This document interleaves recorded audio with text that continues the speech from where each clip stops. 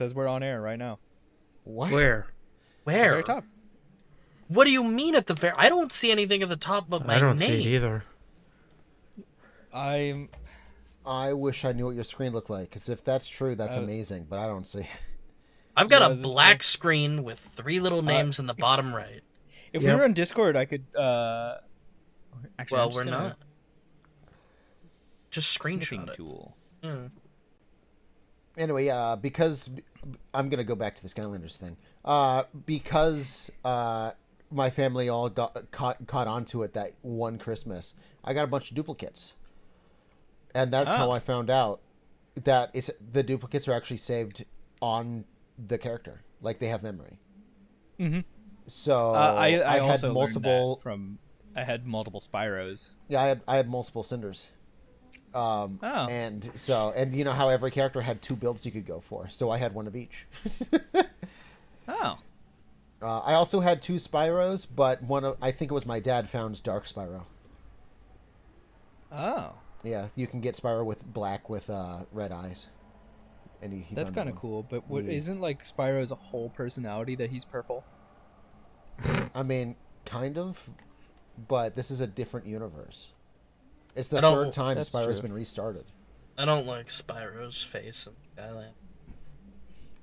Correct. Spyro is always cute. But it's cheap Not to animate that face for Netflix. I know. For Skylanders Academy.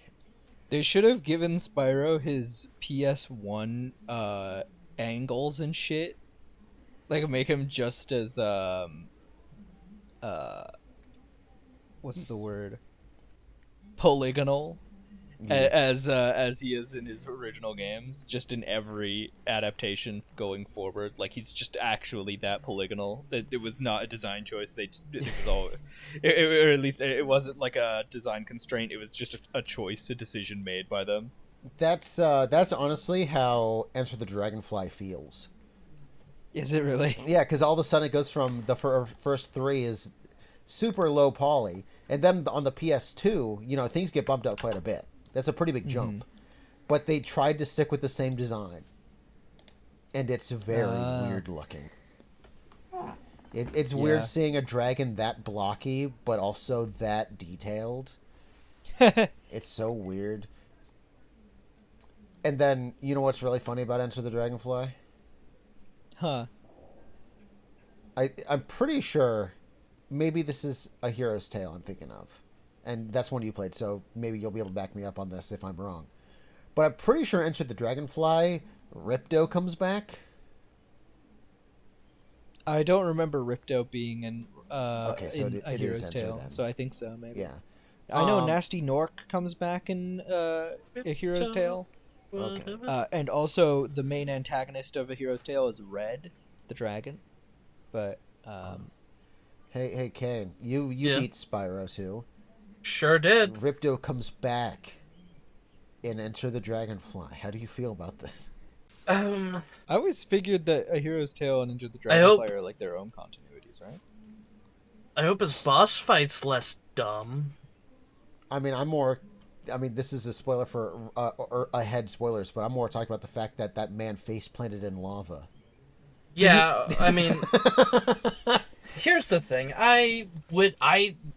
That entire cutscene, I expected it to cut back to him surfacing from the lava like he was in a pool, and just being like, I'm actually lava-proof. No. Because dumbass fucking survives literally every other thing thrown at him. So, I guess spoilers for a game that came out in, like, the 90s. Ripto fucking dies. Ripto fucking dies. You know Ripto what? They fucking dies. You know what's funny about you saying I was half expecting the camera to look down and show he's alive? Yeah. In the original one, the PlayStation 1, you know how the camera follows the bird? You see the robotic bird crash, and then it looks up, and his death is implied, it doesn't show? Yeah. No, in the PS1, you see them both hit, and they slowly sink. And you see his cape slowly disappear into the lava. It's like when you knock those stone guys into the lava and they just wave at you as they're disintegrating. Yeah, no, they both hit at the same time. So does this imply that we're getting right into Spyro? I mean, not really. I was going to surprise you with a little bit of news just to make everyone upset. Oh, go for Hi, it. welcome to Collecting Dust podcast where we go through all video game backlogs. Did you hear that EA laid off almost 400 people? Yes. That's Did not you even hear the worst that thing that- that's happened this week. Did you hear that canceled 2 games that EA was working on? What game? Did you hear Do that you know? 100 of those people were confirmed to be from Respawn, and they were totally not working on a Titanfall game again, guys? And that's totally not what was canceled, guys. I'm so sorry. God. I Here's- fucking Damn it. hate Here's the EA worst so part. much. Here's the worst part. Kane. Wulfryk. You have Yeah. so many names. Wulfryk. Yeah, pick one. Listen, Anything but the you real one. The one that you go by on this podcast is on the screen. I'm just an idiot. Okay. It's more, I was more upset at myself. That's why I said that. I'm like, come on. The worst part is if this news happened 6 months ago, I'd be like, good. But you and I have grown in the last 6 months. Yeah. So when I hear, oh yeah, it was Project R7, it's a canceled thing. It was, it was a Titanfall extraction shooter. No one wants that. But now it's that Now one, we've played. Now we've played that mech extraction shooter. I'm like, motherfucker. Yeah, That's awesome. That Give that is- back. give that back. Steel Hunters is so fucking cool. Okay, if you guys like extraction shooters and if you like 2-man team, play Steel Hunters right fucking now. Pause this podcast, go play that game, come back, I think you can and then play it right now. I don't but think you can. I think If you it's- can't, I- in yeah, the you can. future, I the think- game's I thought it going was to be closed. out. I have Play it Steel downloaded Hunters. right now. It's playable. Season 1 started in April. Wait, the game's out? It is. I didn't know this. I thought we were waiting for the game. I Yeah, gotta so get this game pause now, this actually. podcast, go play the game, come back, All right, hold on, guys. I'm gonna be back. and realize that mech-based extraction shooters and team shooters are so fucking cool. Give it back now. Steel Hunters, right? You said? It's free to Yeah. play. It's Yeah. Early fucking access. free. Add to library. Let's go. And it's great if you only got like one other person to play games with, because it's two-man teams. You know what this is making me think of? Huh? I really just want Titanfall anything. Like, at this point, Okay, Titanfall 2 was by far one of the best shooters that came out in its time period. It was released this month. Okay, I'm not that far behind. I was half expecting like it came out last year. What the? No, it Today's the came out last like day of the month. it came out like 2 days ago. April 2nd. It's been a month, but still. Not that long. Anyway, play Steel Hunters. Anyway, Titanfall 2. What were we saying? I was about to say, Titanfall 2 was probably one of my favorite shooters I've ever played, Yes. just like in general. And it getting zero like sequels, no no real extra new content. There's nothing extra to do other than to go back and play the original game. In a multiplayer that is largely dead. And also had a big hacking issue because people found the fucking source code of the game. Which is really honestly a great teller of this game is fucking old, make a new one. Well, you see, EA really likes to do this thing of like, okay, people say they want Titanfall, but how do we purposely keep proving them wrong? Let's make a different genre that has nothing to do with Titans, but put it in the Titanfall universe. Apex Legends was a mistake. Well, Unironically, I don't hate that it exists. I just don't like that game doing well meant that they just were not doing Well, anything. here's for the thing. Titanfall. Because Because it's not Apex even- Apex has struggled. But Yeah. here's the big thing. Well, it did right? well when it came out. I'm pretty sure. Yeah, at first. It's still doing okay. Okay. It's not making a ton of money, but it has a No. player base. Yeah. Yeah. It's just So not here's on the the thing. upswing anymore. What they want is they want a Star Wars event. It doesn't matter if it's a movie, it doesn't matter if it's a first-person shooter, a racing game, a Wii game, a mobile game. Star Wars, no matter the genre, no matter what it involves, as long as it's got that Star Wars logo on it, it is raking in cash. Yeah. Yes. And Titanfall, the only draw Titanfall has is the giant-ass robots. Titanfall. I actually completely agree with this. What I think, I heard this earlier today. I forget which podcast, but I agreed with this.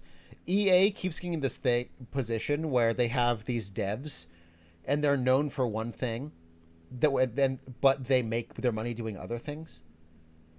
Like DICE is, the Battlefield guys, and then in the background it's like, make another Mirror's Edge. This is their Mirror's Edge. It's like, please, Titanfall, god damn it. Yeah. It's like, yeah, but we could do another single-player Star Wars game that will make money and be a good, like, single-player game. It's like, that is true. I'm happy that those exist. That's, like, the best Star Wars we've had in general. I'm happy it exists. I still miss The Force Unleashed. But it's that, along with the fact that they have a free-to-play game that needs constant updates. It's like, well, what else do you do? The main team's doing the thing that makes them money, Star Wars. That's making EA money with Star Wars. And then they also have the free-to-play game that is kind of keeping them afloat in the meantime between games.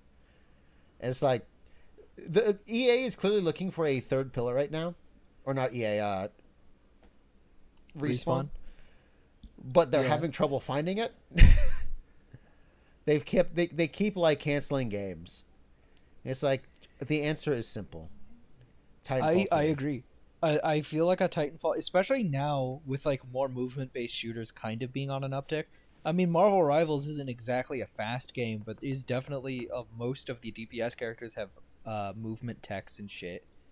Like being a mobile in a shooter game, this is probably the time to do it. What with all the crack movement montages you see in fucking Call of Duty and shit. I actually hate watching people who play like that. It's infuriating. Please calm down. You're not in comp. You're in a quick play match. But either way, Titanfall. When I think of Titanfall, I think of the pilots who have ridiculous movement abilities, and the Titans themselves, which are diverse and powerful. Yeah. And because like you had the Ronin that was really fast. My favorite, the Monarch, which was like a slow burn style of robot that gets better the longer you're in it. It's more survivable than anything. They had ones like Scorch, which is really badass because he's really heavy, but he could shoot fire everywhere. He just burns the whole fucking map down. I'm in Scorch right now. Yeah. Yeah, it's a world in Spyro. I have something. When we get to my notes, I have a lot of funny notes about Spyro. Right? I got minuscule notes. I have lots of notes. I made a bunch of notes. And whenever I choose the game, I take tons of notes. I really lead the conversation usually because I have lots of notes on the way to. Oh well. However, here's the thing: we're not going to talk about Spyro right now. Yeah, because we all played a new game, which means it's time to review a new game first. A new old game? Yes. So we played Oblivion. Shit. Oblivion Remastered. Sorry. God damn it! I can't dodge these bombs. Bob the flag guy. Stop. I have been the weird person singing the praises of this Elder Scrolls game, calling it the best Elder Scrolls game ever made. And I have been getting weird looks from people saying that it looks ugly, or the difficulty slider is dumb, or all this stuff. And they're right. Unfortunately, they were right. But now, I'm not crazy. Everybody's playing this game, and it's reviewing well. People love it. I'm so happy. Oblivion is my favorite game of all time. Like, maybe not my favorite game of all time, but it's very much up there. I'm very finicky about this kind of shit. It will change in like a week, but for right now, it is my favorite game of all time. Hold on. I have just like, close your eyes and picture something, right? What if, because this is going to make the game better, I swear, guys. Okay. What if you get on your horse and there's a loading screen? And then you're on the horse menu, and you choose where you're going, and then you go there, and there's a loading screen. And then the game goes, you're there now, but you're still in the horse menu, so you have to leave, and you're in the loading screen. What is this in reference to? The Starfield. That's the spaceship. Yeah, Wait, the really? spaceship. Yeah, it's Is that loading actually how that screens. works? Yes. Loading screen into the spaceship, loading screen after choosing your destination, loading screen to get out of the spaceship. There's so many loading screens. Yeah, because the loading, It's insane. The space, because this, it works the same. The problem is because it's a spaceship, it's basically a small house. So you have, Yeah. it's almost like you have, it's more applicable to think of it as like a TARDIS. You enter a building and that building can teleport. So when you enter a building in any Bethesda game, there's a loading screen. So you do that just think about every something for a single second. time you go anywhere.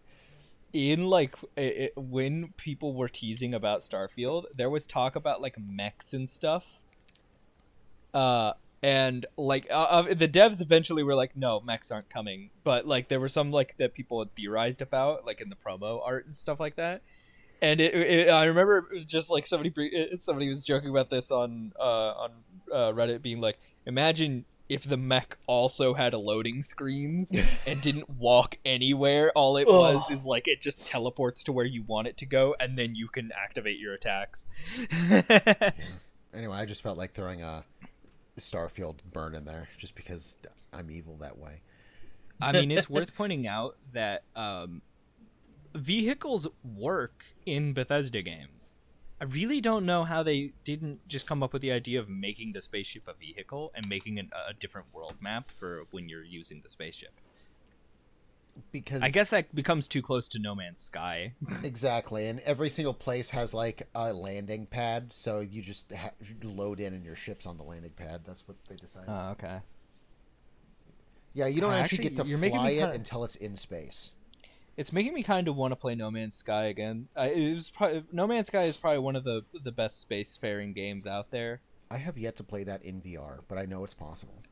Okay, so it used to be really bad. It's really bad. That's funny. No, it used to be. They fixed it. Okay, What the biggest problem was the optimization. Like it just didn't run well in VR. But as of last time I've played, it runs perfectly fine on my PC. But Sean fixed it again. Sean itself, fixed it again. the game itself runs good. The last time I tried to run the VR for it, it was rough. How long ago was that? Because I think it was like only like last year or so that they fixed the VR. It's been since then. Yeah. It was just I think it's more of my computer than the VR itself. I don't know. I will say that I haven't tried it since I got my new noticed... controllers. You know what? I No Man's Sky is one of those games that kind of just like every time I think about playing it, I'm like, I really want to. And I would love to invest time into it because there's things in like the that I could grind for that I want in there, but also any game where I'm like I have to grind, I'm immediately like, oh, I have to grind. Every time I think about playing No Man's Sky, I'm like, that's fun. And then in the back of my head, this weird robotic lady tells me that I'm out of something. And I'm like, no, I'd rather not. I play No I Man's like playing it in Sky, creative mode like, just to fly around the space and look at things. I play No Man's Sky specifically to I play it like I play Minecraft once every year for like 2 weeks. Yeah. Yeah. But Oblivion Remastered, guys. Oh yeah. The game, the best thing I can say about the game is that they fixed the Play-Doh faces. They fixed everything. They fixed most things. Some of the game-breaking bugs still technically exist, or at least the quest-breaking ones. And they introduced at least one new one. Yeah, there are some bugs that were fixed, some bugs that were introduced, you know. One of my favorite bugs that's been happening is there's this quest where you help this dad who owns a farm. You help his sons drive out goblins from the farm. Except there's a non-zero chance that the goblins don't stop spawning to fight the two brothers, and if they die, you fail the quest. And sometimes you'll like while there's like a green tide running at you, you'll get a message that says you've killed all the goblins, and you're just like looking at this horde approaching you. Which is why with this quest, I actually recommend doing it late game so that you have a build to kill these goblins with, because holy fuck. So you're saying I probably shouldn't do that right now, as someone who only uses a bow? Probably not. Also, the reward for it's a short sword, so. Oh, so I'm just never going to do that side mission then, because I'm only going to use a bow, and then whatever I get, I'm not going to use. I think it's very funny. What is this image? I felt like posting something offensive. No, By the way, Yeah, it's offensive. it is offensive. That is, I was like, hey, I like NASCAR. I'm gonna watch NASCAR. And then, but on the website I was using, there's a chat, and that's the community that is that. What? And I was, He's believe, the reason why I'm posting it is, let me tell you, that as soon as that was sent, I was like, you know what, I don't feel like watching NASCAR anymore, and I didn't watch the race. I didn't watch it. It was so bad. I was like, you ruined it. I don't want to. He's got the Joker profile picture. It's always the people who completely misunderstand the Joker movie who That's idolize the Joker. God, that's so. It is so bad. Yeah, it ruined it for me. I was like, you know what? I'll just catch up with you one later. I don't want to watch it anymore. Yeah. Yeah, They need some I was moderators excited in their 'cause they were chat. at Talladega, so I was like, you know what? Let's go. The thing is I can't stop laughing because I keep reading it in the I want to play a game, like in the Jigsaw. Oh no, Tobin Bell said it. Oh god. For context to anybody listening, it is an extremely racist tirade with many slurs, so we can't even show this on YouTube. No, it's fucked no. up. It's Many it's going slurs, straight there's to only 8chan. one. it's fucked up. One is too many. Yeah, Also, yes, it- that's true. But don't worry. By the cotton patch, they mean the restaurant here in Texas. That's fine.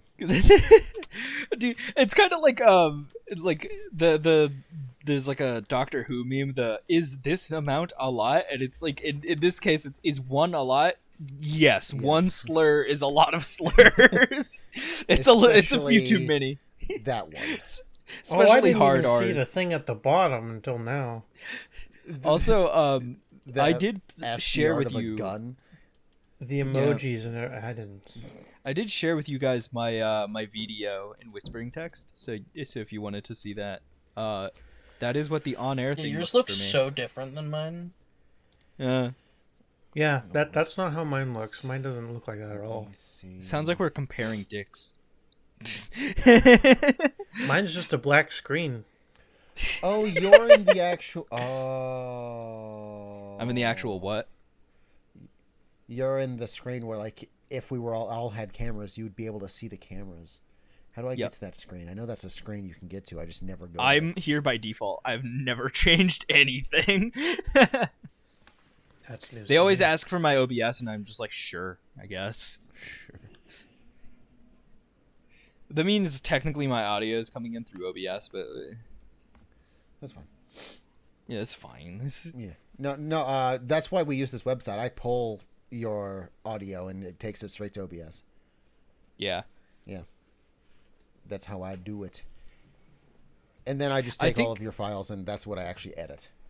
I think it's funny that we've gone like we announced the Oblivion Remastered whole setup, but it's also like there's not a lot to say. I love this game. It's still just Oblivion. They added like new armors and stuff like that, and there's a female Dremora that people are thirsting over on Reddit. But other than that, go back, watch the episode on Need for Speed Carbon. Oh no, I'm an idiot. That's There was an episode on Oblivion. Yeah, we had an I got episode on confused because in my Oblivion. mind we're doing a new game. So that Carbon one is when we also did Monster Hunter. yeah. Which is the last time we yeah. did a new game. That's what the confusion that just happened. Go back and play watch the Oblivion episode, take all of our scores, bump it up by a solid 2 points if we're not at 10 already. Oh, That's basic. I'm already going to lock in and say it's 10. Honestly, give it a 12 from me. Okay. We are rating the game, so if you want to just quickly, I gave it a 9. I'm giving it a 9. 95 out of 10. We didn't rate Monster Hunter, Yes, did we? did. Yeah, we did. Yeah. Did we? Yeah, we I did. don't remember Yeah, that. if we play a new I game, remember. we rate it. I said this is for standard. Monster Hunter, it was like I gave it a 9, but I was gonna bump it up 1 if I liked the end game, which I did. So it's, I think it, what was it, an 8 or a 9 that I gave it? Honestly, Oblivion Remastered, 9.5. 9.5. My reasoning is they made some of my favorite exploits a little more difficult to do, but they're still there technically. Everyone I love the new gave- duplication glitch. Everyone I hope gave they Monster never Hunter patch it. Wilds a 9 or a 9.5, except for me, who gave it a 7 because it was my first one, and I was like, I could see me liking it later, but for now, it's just like a game. Yeah. And then after that episode, I never went back to play more. So I think I think 7's a solid score. I want to play more Monster Hunter, and I kind of want to grind out like the event stuff, but also, I just kind of, I don't feel motivated unless I'm getting people together to fight Shara Ishvalda, or not Shara Ishvalda. What's their name? The Zoshia. Because me and Love meant to kill Zoshia. We never got around to actually finishing up the Zosh. Yeah. Hey, Fancy, what do you rate? So 9. 9. It would be higher, but I hate the lockpicking. hard. So, Again, you could just power level alteration. Don't like There it. is a spell for I've been that. working on that. just as a fun little thing, I'm going to now compare it to the original Oblivion episode.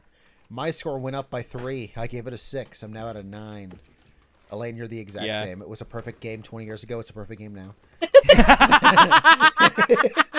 Honestly, Honestly, fair. cinema, Completely accurate to my sentiment about this game. Fancy score went up by 4. They gave it a 5. Yeah, Now I it's think a the 9. graphics also mean a lot for Lad. Lad, I feel cares a lot I about the appreciate fidelity of games. I appreciate it. I'm okay. I mean, by the fact that I played both Spyro Remastered and the original, and I still prefer the PS1 version. I'm okay with old graphics. But along with that, we also got a bunch of updates that actually fix the game in my eyes. So, and then Kane, your score went up by 1 exactly. Last time you gave it an 8.5. Hell yeah. So there you go. So I wanted to tell you guys about a little funny thing that people have been talking about that you can do, which is have you ever thought to make a buffing spell touch range instead of self range? You can go to the altar of spellcrafting, and then you could make a spell of water walking and fortify speed as a touch range, and then from there you can cast it on your horse. Get on and run across the water with them at macro speed. I meant to ask you this, but while I was playing, you never joined. When I'm playing Oblivion, you're strangely gone. I don't know why. Oh, shocking! So I wanted to ask you, can you put Chameleon on a ring? Yeah, Because I Yes. understand Chameleon that the way can be an Chameleon enchantment. works is you need it on all of your clothing. So Chameleon is a spell effect. When you are wearing something that has Chameleon, you'll see a percentage. That's basically how invisible you are and how much it's affecting the ability for people to detect you. Yeah. So if it's a really low percentage, you'll still look invisible, but you're not going to be altogether that hard to spot. A little bit of it is also luck. Luck affects your detection, just not a lot. I have decent. I've got decent luck. Every upgrade, I get luck. I Really? just burn 4 on luck. Yeah. Do you want to know what luck actually fully does? The only thing I care about is it helps break lock picks when I do break it for me. So I spam R and I open them faster. So yes, luck affects your lockpicking and armorer abilities when it comes to breaking hammers and lockpicks. But what it does passively is it gives you a plus 4 to every stat for every 10 levels in luck. And starting at 50, by the way. So like if you have under 50 luck, it doesn't really do anything. This is not going to get you from, like, let's say you are an apprentice that's really close to journeyman in alteration, but your luck value is at 70, so you're technically already a journeyman. That's not going to like make you journeyman for the case of being able to cast journeyman spells. It's just going to lower your alteration spell costs based on your extra quote-unquote skill. Okay. Now, how, who, or where do I do this? What do you mean? Put Chameleon on a ring. You can enchant things using the altars of enchantment that you can find in some of the player homes, and also as well in the Arcane University. Okay, I'll probably do it at the Arcane University because I know where that is. Yeah, but yeah, I understand. You'd have to join the Mages Guild to do that, I think. But yeah, I'll do it. I'll be in multiple guilds. Fuck it. I mean, it's not altogether a bad thing. And the Mages Guild has a really fun... So in order to gain access to the Arcane University, you have to go to each of the city's guild halls and do a quest for the guild hall leaders so that they write you a recommendation. And I actually kind of love these quests because all of them introduce you to the best and worst of the Mages Guild, and also some just really funny things. Like, there's one guild hall leader whose whole thing is that she's really not that much of a mage. She's just in this position because she advanced. And the students there acknowledge that she's not a great mage and play pranks on her using magic that she doesn't understand. and in order to get a recommendation, you have to find one of the students who went missing, but actually he's just invisible in the school. He's just been hiding from her just to mess with her. It's a great time. I've gone. Aren't you like a murderer for the Dark Brotherhood right now? No. Oh, okay. That was the original version. That was Hope. Valvoline. Oh, yeah. That was Valvoline ATF. Valvoline ATF. I forgot about that. No, I'm a thief. Oh, okay.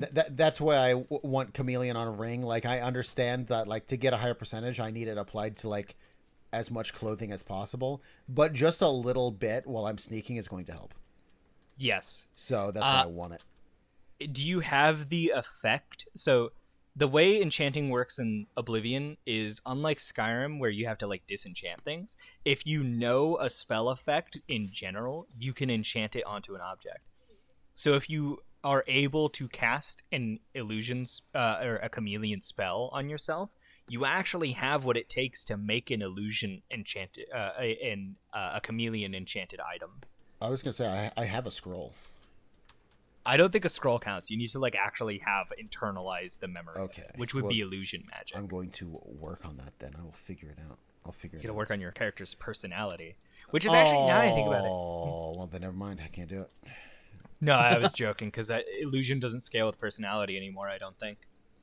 Okay, because I was going to say my character's shtick is that she's really good at like battling and thieving and stuff, but she's really hard to talk to because she's just kind of a hard ass. So I'm purposely keeping my personality low. What you could do is if you wanted another really good ring, you could go to the Shrine of Namira, and if you have a personality of under 30, I think it is, you can do Namira's quest and get her Ring of Namira, which gives you like magic resistance and like physical damage reflection. I think it's a really good ring. Is basically what I'm getting at. Yo, the Goatmen and Fractured Hills are hot in the remastered. You know what? I have that in my notes.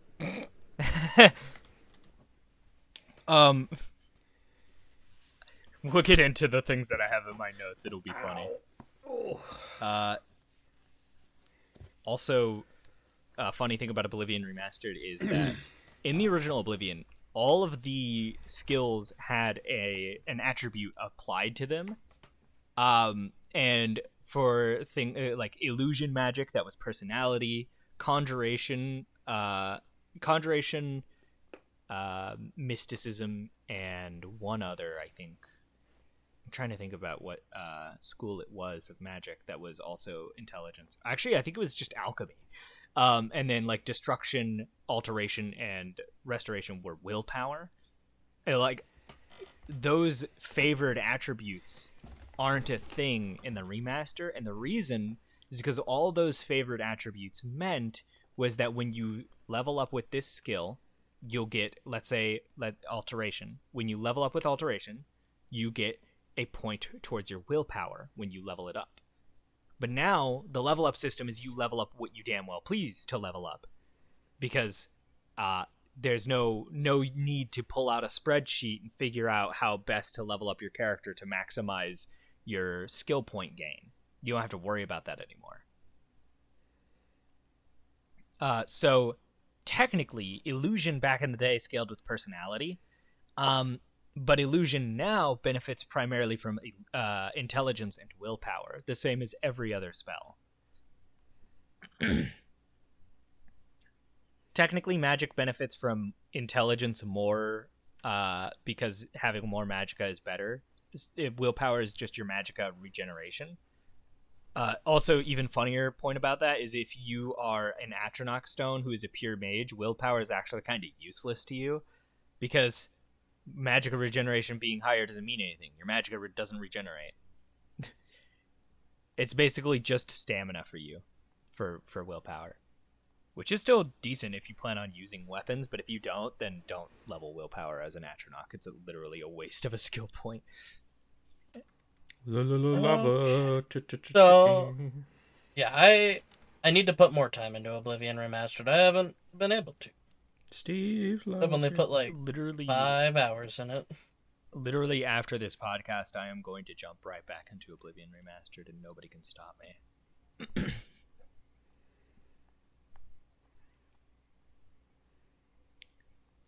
Sprinting is also a thing now, and I was going to say I was admittedly on the fence about it when they first brought it up, but after playing with the new control scheme, I like it. It's good.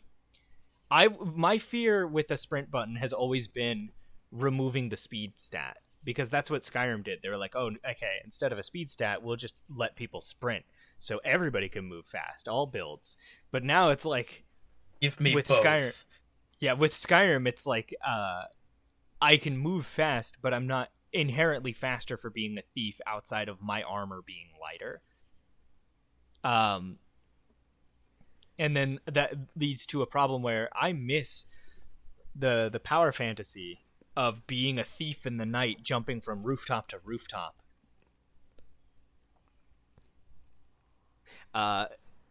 Or an archer that's like with an assassination target, jumping from rooftop to rooftop, knocking an arrow from the shadows up high.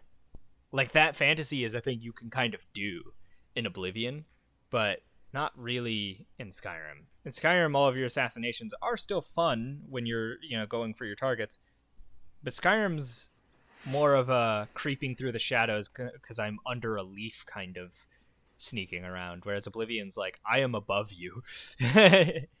Where am I sneaking? Right in front of you, because I have 100% chameleon. I was doing research, and apparently that's both really cool, but also makes the game easy as balls. Yeah, 100% chameleon is one of those things where it's like, it is very good in like defensively, but nobody will ever be able to really hit you on purpose again.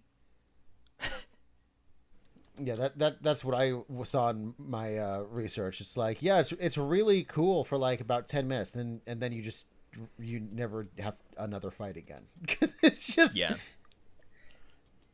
No one can imagine going into the arena and getting your killing has been observed by forces unknown message when you win your fight, because they didn't even know you were there.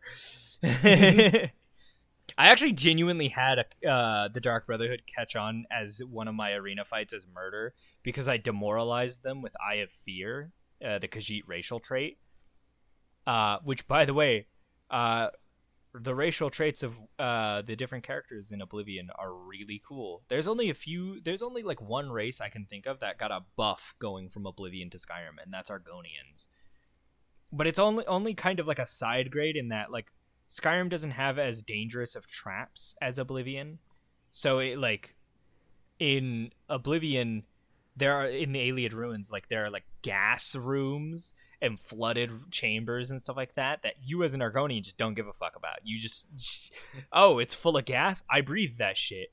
It's full of water, I breathe that shit. What's that, a fucking pendulum swinging? I'll just outrun it because I have a speed of 105. I breathe that shit. But like in Skyrim, the only buff is that they have the hist skin ability on top of that, but they still technically have the same stuff.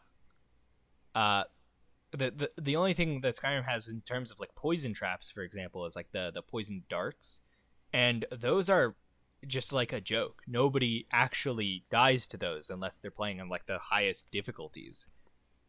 Like they basically do nothing to you.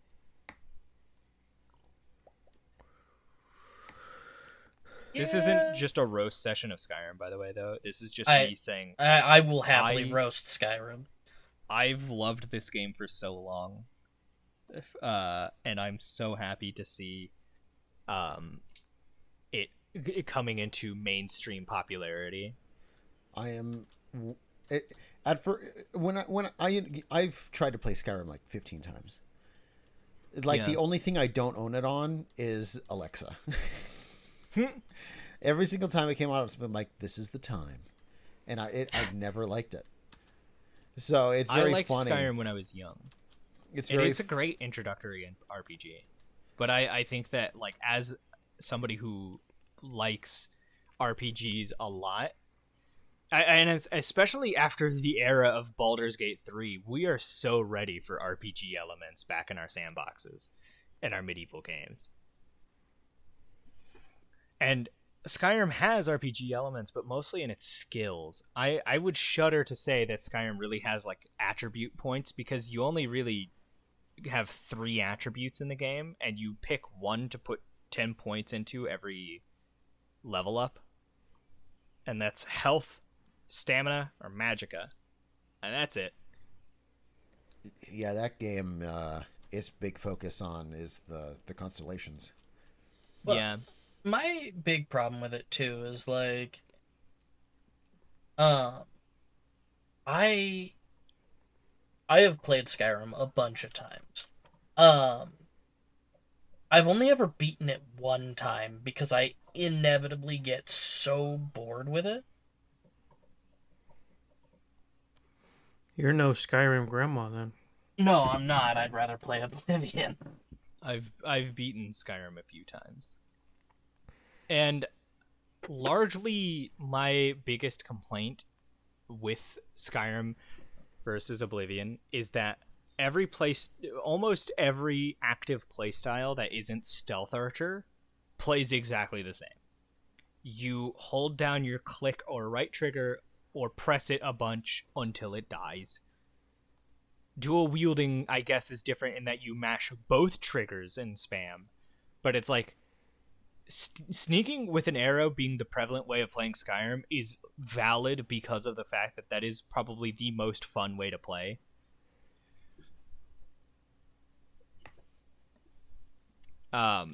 Magic in Skyrim is largely, honestly, Magic in Skyrim is largely disappointing, because while it's a really cool visual, the hand spellcasting does have a problem of all the spells being kind of limited. Like, we see the amount of magic that Oblivion has. If you know the amount of spells, there's a ton of them. And there's different effects to affect different attributes. There's things like absorb health in the restoration tree now. And a lot of the spell effects are still there in Skyrim, like paralyzed, mage light, and all that. But Oblivion has, especially for the Conjuration school, because Conjuration is my favorite casting class. Conjuration in Skyrim is basically just the elemental Atronachs, undead, and I want to say Dremora, and I think that's completely it. Whereas in Oblivion, you could summon Scamps, Daedroth, Spider Daedra, the Atronachs. You could summon Dremora, Zivalai, Hungers, I found a Clan couple Fear. of these, and I just sold them because they're worth a lot. Yeah. Because I just sold them. Sold what? The summon scamp scrolls and stuff. Yeah. Scamps are useful as summons, but basically what they do is they just throw fireballs until they run out of magicka, which takes about 3, and then they'll just run up and start shoulder charging and smacking at the person that you're trying to kill. You see them a lot in the Oblivion Gates. It's the same creature as the scamps you fight in the Oblivion Gates. Yeah. I mean, that's Those where I little found mine. I furry found guys. my scroll in an Oblivion Gate. It's like, Oh, that's actually kind of funny. Yeah. Dude, imagine finding a scroll of Summon Todd, and it just summons Todd from one room over. That's pretty much what you found. Yeah. Yeah. Yeah, it's, I forget, I think it's the Daedrith or whatever, the bigger guys in The big alligator dudes. dudes. Yeah. God, I love They had one on them. So it's like, man. and just straight up, he just had a scroll. And that's how he was. You might be doing it. talking about the Dremora if they were like casting spells at you. Yes. Yeah, those are the Dremora. The Daedroth, they look like big alligator dudes, and they're really cool. wood. Unironically, I get it. They're big, muscular alligator men. Exactly, right? I mean, people already want to fuck flame Atronox, and I get that. That's the one I understand. That's the one you understand, huh? Well, yeah. People also want to fuck Yeah, Spriggans. I can tell you why Fancy gets that one. Woman. Yeah, and they're caked up. They are very caked up. Have you I looked swear at a they. I swear they buffed Daedra? their asses. Yeah. I think also in terms of the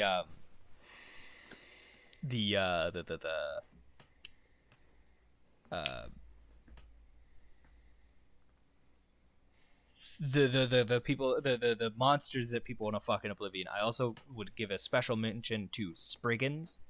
Spriggans people wanted to fuck in Skyrim, but like in Skyrim they were like hollow.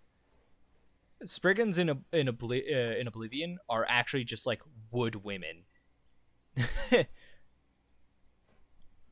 a good way to get a splinter. Yeah. Only if you pull out. Sandpaper.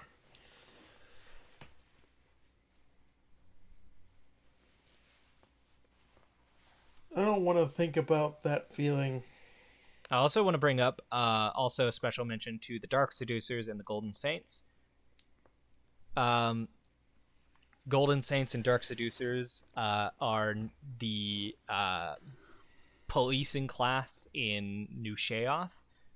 And they are the Golden Saints are golden skinned women who wear like these golden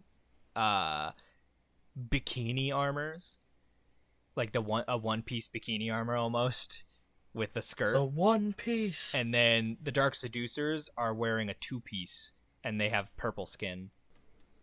I need that armor.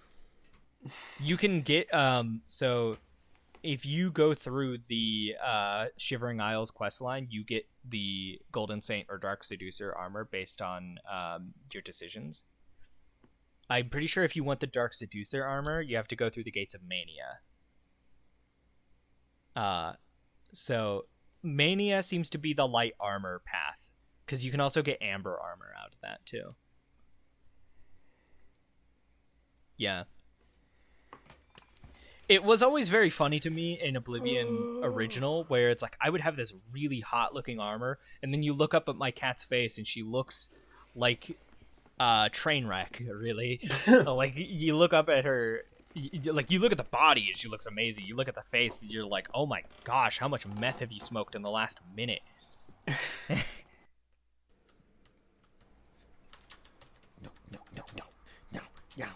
Got it. What are you doing? Spyro. You good over there? No, Spyro. I almost died. He's jorking it. I didn't. Sparks was dead, and I was about to die. Some people would be happy if Sparks died after Enter the Dragonfly. Enter the Dragonfly. I mean, Yeah. I think it was a problem the moment they give Sparks a voice in general.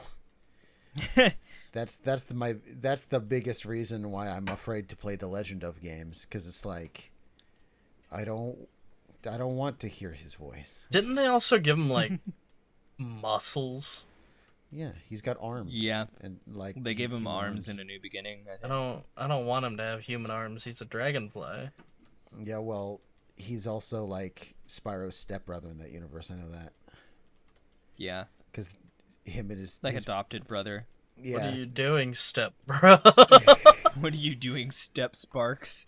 Yeah, in that game, it's the Dragonfly family finds an egg, and that egg is Spyro. Yep. Oh, so Spyro's the weird one in that situation. Yes. He's a noble dragon, and they're all dragonflies with arms. Yes. Unironically, you're making me kind of want to play A New Beginning again. I want to. I'm just scared. I care about Spyro, and I've managed to not play any of the games that scare me. The Spyro games I've played. 1, 2, 3, Enter the Dragonfly. I just got a achievement. Nice. And then it was like, cool. Enter the Dragonfly was bad. I'm never playing another Spyro again. And then they had the cheap little like LCD games at McDonald's.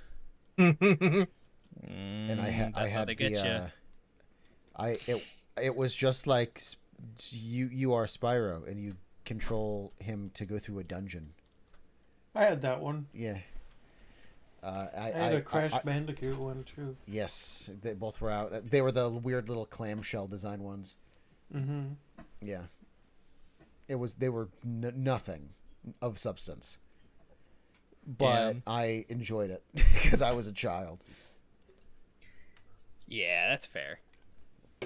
And then I played a little bit of the third Legend of game because it was on PS3. That was Dawn of the Dragon, right? Yes. Yeah. So I played very little. It's weird. I only ever played A New Beginning and Eternal Night, but I didn't play very far in Eternal Night because it was on the Wii, and I just didn't really like the Wii controls. You didn't want to waggle the nunchuck? No. I especially didn't like movement being tied to where my Wii remote was pointed. Oh, so they didn't Your use a Wiimote? nunchuck. I also remember... Your joke was invalid. Sorry. Yeah, no, it's fine. The silence and then just moving on. I also remember a Metroid game on Wii being honestly kind of the worst controls I've ever experienced in a video game. You talking about Other M? I don't know. That's the only I don't one know what played game on it the was. Other M I is the remember a one that's known Metroid for on the being Wii. bad. Wii. Yeah, that's the one on the Wii. Yeah.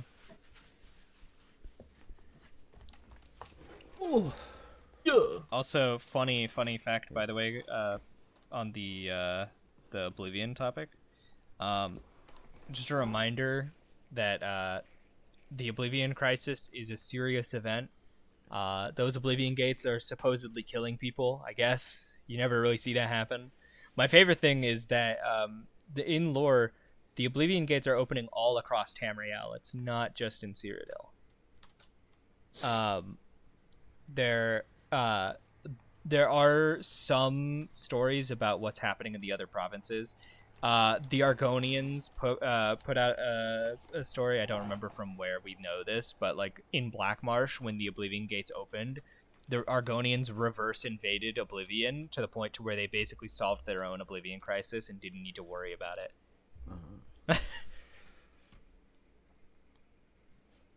Yeah, I just like the lore of my two different playthroughs are very funny. Because in this new one, like I was able to actually make a character that I like. So she's much more normal. She's not just a murder hobo. Yeah. But at the same time, that's funny because, like, in the original playthrough, the only reason towns were staffed up with guards was because of me. And like, yeah, the Oblivion crisis is bad, but oh my god, how about the fact that this lady is just going around murdering anyone that moves in any city across this continent? Well, guess you got to deal with her somehow. Exactly. And they tried. But then you wake up and she's on your roof and it's like, well, I'm dead, I guess. I can't believe that I died to Valvoline ATF. Yeah, in this playthrough, it's very much a more normal, like, yeah, it's thief. Is willing to do bad things if needed, but tries not to. Yeah. My character's like the one on that review on the Oblivion game, but I lockpick, so I'm not a true knight. Apparently. You're not an honorable knight. Yeah. You're a poser. Nice. Well, that's what I'm getting the spells for, to do the lockpicking for me. Yeah, are you I still hate an that honorable knight minigame. if the locks just happen to like break around you? I mean, I don't know. it's worth pointing out, unlike Skyrim, spellcasting in Oblivion is silent. So you could theoretically just always sneak and open locks from a distance using lockpicking spells. I don't know if it's considered a crime to pick a lock with a lockpicking spell. I know it's a crime to enter that door, technically, but still, you know. I don't know if it's a crime, mostly because of the way that I trained my alteration for this last character was by getting a lockpicking spell, pointing it at a locked door, and just repeatedly shooting that spell at it that wasn't going to pick it. Skyrim really said, hey, we're going to innovate. You know what that is? Spells are loud. We're gonna innovate. Yeah. You know what that is? Getting rid of everything you enjoyed about our previous titles. Damn. Shouts were cool, I guess. I wouldn't mind a return to form in the next game. I mean, shouts want, are cool honestly, if you used them, but I use the shouts, and there are some really cool effects from the shouts. I think that shouts are what ate up all of what would have normally been spell effects. And also, lycanthropy being back was nice in Skyrim. I do like. Sadly, there is no lycanthropy in Oblivion. It'd be really cool if they added some kind of like a quest line around lycanthropy, but that would be a lot of work. I don't even know what you're talking about. Werewolves. Becoming a werewolf. You can't do that in Oblivion. You could do it in Skyrim though. So I guess if you wanted the power fantasy of playing as a werewolf, play Skyrim. Only I could be a Y-wolf. Yeah, if only you could be Team Jacob in Oblivion. I want to be a wenwolf. I'm gonna be a what wolf? What about a how wolf? We're said that. Glad Oh, said is that. that We're what you all said that? dumb. We're stupid. I didn't hear it. Damn. We're all stupid. We used them all, and you just had to keep going. The joke was done. Sorry. I'm gonna have to kill myself. Oh, no. I can see the headline now. Dusty causes trans woman to kill herself. Oh. No, it wouldn't be a headline. It would just there would be no headline. What's the story? Damn. You're right. No, the headline would be heroes. No. In a fucked up world. Oh wait, that's ours. Shit. Yup. Where am I going? To hell. Yeah, I already knew that. That was said long ago. Long ago. I mean, I think we've pretty well covered our thoughts on the Oblivion Remaster. It's good. Go play it. It is. Yeah. It's you also don't have only to buy the $50. $60, and that's only for horse armor and like special armor designs. Yeah. That's it. And those armors are cool. I bought the deluxe, and I'll be honest, I kind of don't use the new armors. They look really cool. I just don't use them. You don't need it. The DLC is in the standard version. I do love that they added a horse armor DLC again. Third game in a row.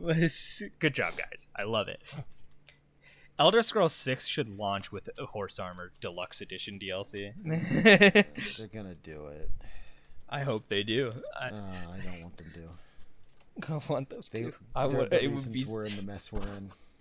It would be so funny. It would be so awesome. I think It it's would funny. be so I cool. know they opened that can of worms, but their whole intent was literally that they wanted to pay people for mods. And their whole intent wasn't specifically bad. It was just that they knew that the wait time of 3 or 4 years for the next game, every title, when it came to Bethesda games at the time, was a long time. So they're like, let's make some new content for this game for the people who are waiting.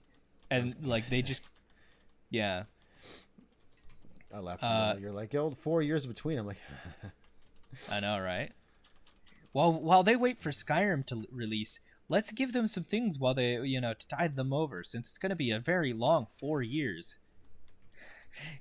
the reason why I hate that is because do another DLC. No. Worth pointing out, Oblivion had 2 DLC, Shivering Isles and Knights of the Nine.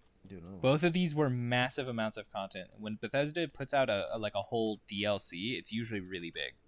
Okay. So that would be the reason I assume that they don't do that is literally because of the fact that they only ever, I think, had the one team at the time, and it would have just been a large amount of resources to direct at a game that doesn't need to happen. Worth pointing out, though, Shivering Isles and Knights of the Nine, some of the coolest DLCs that we've had. I personally am way more fond of Shivering Isles, but Shivering Isles is probably my favorite DLC in the Elder Scrolls at all. The only reason why I say what I say is because, and this could just be me, but if there's a big game that I like, right? Let's take Cyberpunk, because that's the RPG that I really play a lot. Mm-hmm. If they're like, okay, it's going to be a long time before the other one, your car's blue now. Mm-hmm. That's not tiding me over. That ain't tiding shit. Yeah. They just well, I mean, it was most of what the DLC packs was like extra quests. You could get Mehrunes Razor. There were some like player houses that were integrated into the world. There were a few like I want to say a few armor sets and weapons. Horse armor is just the one everybody takes the piss out of because it's very funny. I'm not laughing. It is very funny. No. They ruined it. It was Oblivion the Remastered first. would have gotten a 10 if they didn't do the horse armor. It's a 9 because it's back. They had to do it. Wow. Even That that is famous person said N-word before it was bad. So now in their new thing they're allowed to say it. It's like, stop it. Stop. If there was a Huckleberry Finn movie and they didn't say the N-word, I would be disappointed. That's all I'm going to say. No. The only way you could get away with that, there's one way. It's directed by Quentin Tarantino, and it's it's Samuel L. Jackson. You get him. He just shows up to say it, and then that's his role. It's like, you know what? You did it. It's okay. Quentin Tarantino's the one director who can constantly get away with getting the N-word in any of his movies, and it's because every single time it's Samuel L. Jackson. Yeah.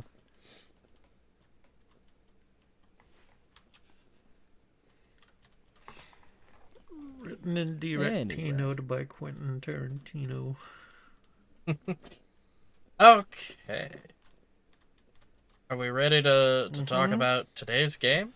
Yeah, Raid Shadow Legends. transitioning from one person's favorite game being remastered to someone else's favorite game being remastered. Yep. Spyro 2. The best game ever made. Well, it sure was a game. It's a good game. That's what it is. Fuck. Gulp? No? Oh, God. Oh, It's a perfectly serviceable game. I got gulped. It's You a deserve game it. of all time. It is certainly a game of all time. All right, I'm playing. I need to pull out my notes because I'm leading the fucking conversation. Yeah. I also have notes that I want to read, but before we get into the conversation, can I just tell you what I titled my notes? You know what? I'm going to say, let's go through everyone else's notes first because I have a lot, and I'm going to take you through the entire story in chronological order. Okay. So it's going to be better if I go through all of yours first, and then we'll talk about my notes, and if there's anything you want to add to it, you can. Love should go first, though, because I also have a lot of notes. All right. Cool. Fancy, you go first. Oh, you don't have any. All right, Wulfryk, you're second. The only Awesome. comment I had was that I hate the hockey minigame. It was easy. No, it's I slow. did it first try. There is an angle that if you find it, you get it every time. Well, also, if you just go straight at him and then juke to the left or right at the last second, he can't get it. It's super easy. And you can always light the guy body blocking you on fire every time he tries to hit you to get the puck from you, so you can headbutt him. But Fancy, did you know you could knock him down? my notes No. are titled. This is a deep cut reference to a different Spyro thing they did. Crash Purple. Yeah, those were that was either a Game Boy Advance or DS, right? Yeah, it was the Yeah. Game Crash Boy one. Purple? Yeah, Crash Yeah, Purple. Crash and Purple and Orange. Spyro Orange. Oh, damn. It was a crossover between the two. Huh. Yeah. That was after both had been bought by Activision, so Activision could be like, "Fuck it, we're Nintendo-fying, or not Nintendo-fying, we're Nickelodeon gaming this." Where it's like, "Hey, you like Jimmy Ultra, Neutron, Jimmy Ultra." Jimmy Ultra. Jimmy Ultron. Oh, man. What's Timmy Stark gonna think about this? Yeah, so basically with those games, what they did was they said, hey, what if Spyro had to fight Crash's enemies and vice versa in their worlds, respectively? Yeah. Anywho, I thought it would be... I had Spyro Orange, by the way. Nice. It was cool. The controls are fine. They feel kinda off. The game has a fun style, both retro and new. Ripto's a little bitch. Moneybags can suck my money bag. Also, apparently he wrestled or boxed or something in the past. Power-ups are neat. The Super Flame is my favorite because the level of visual change. I liked the red stripes. It Ice was is very fine. cool, I actually agree. I don't like swimming. Why Me does ladder climbing look so bad? I mean, it doesn't look like the animation was made for ladders at all.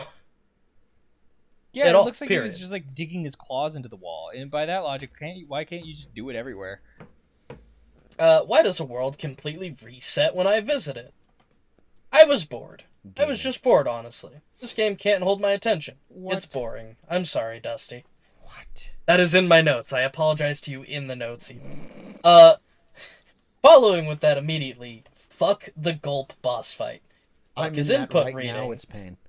Fuck his being able to use my randomly spawning items. He took me from bored to upset.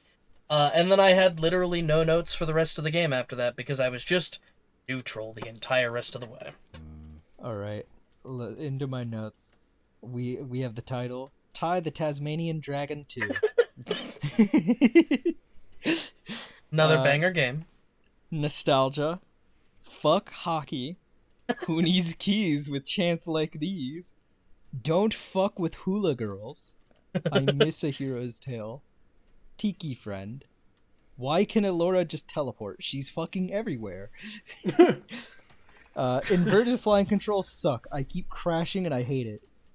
Crab fatality. Holy shit, it's fucking dead. I ripped it to shreds with my horns. Crush dead. I kind of was giggling at looking at the screen where before the Crush boss fight, especially because I didn't know what was going on at the time. Oh, Like, yeah, me too. I was just looking at just Crush. Do I gotta pay Moneybags' hospital bill? That was a pretty big fall. All cavemen are made of one singular bone. Yes. No hockey tickets, no crystal. The Iceman will Caesar this man. I need to save 2 kids from Ep Scorch's Island.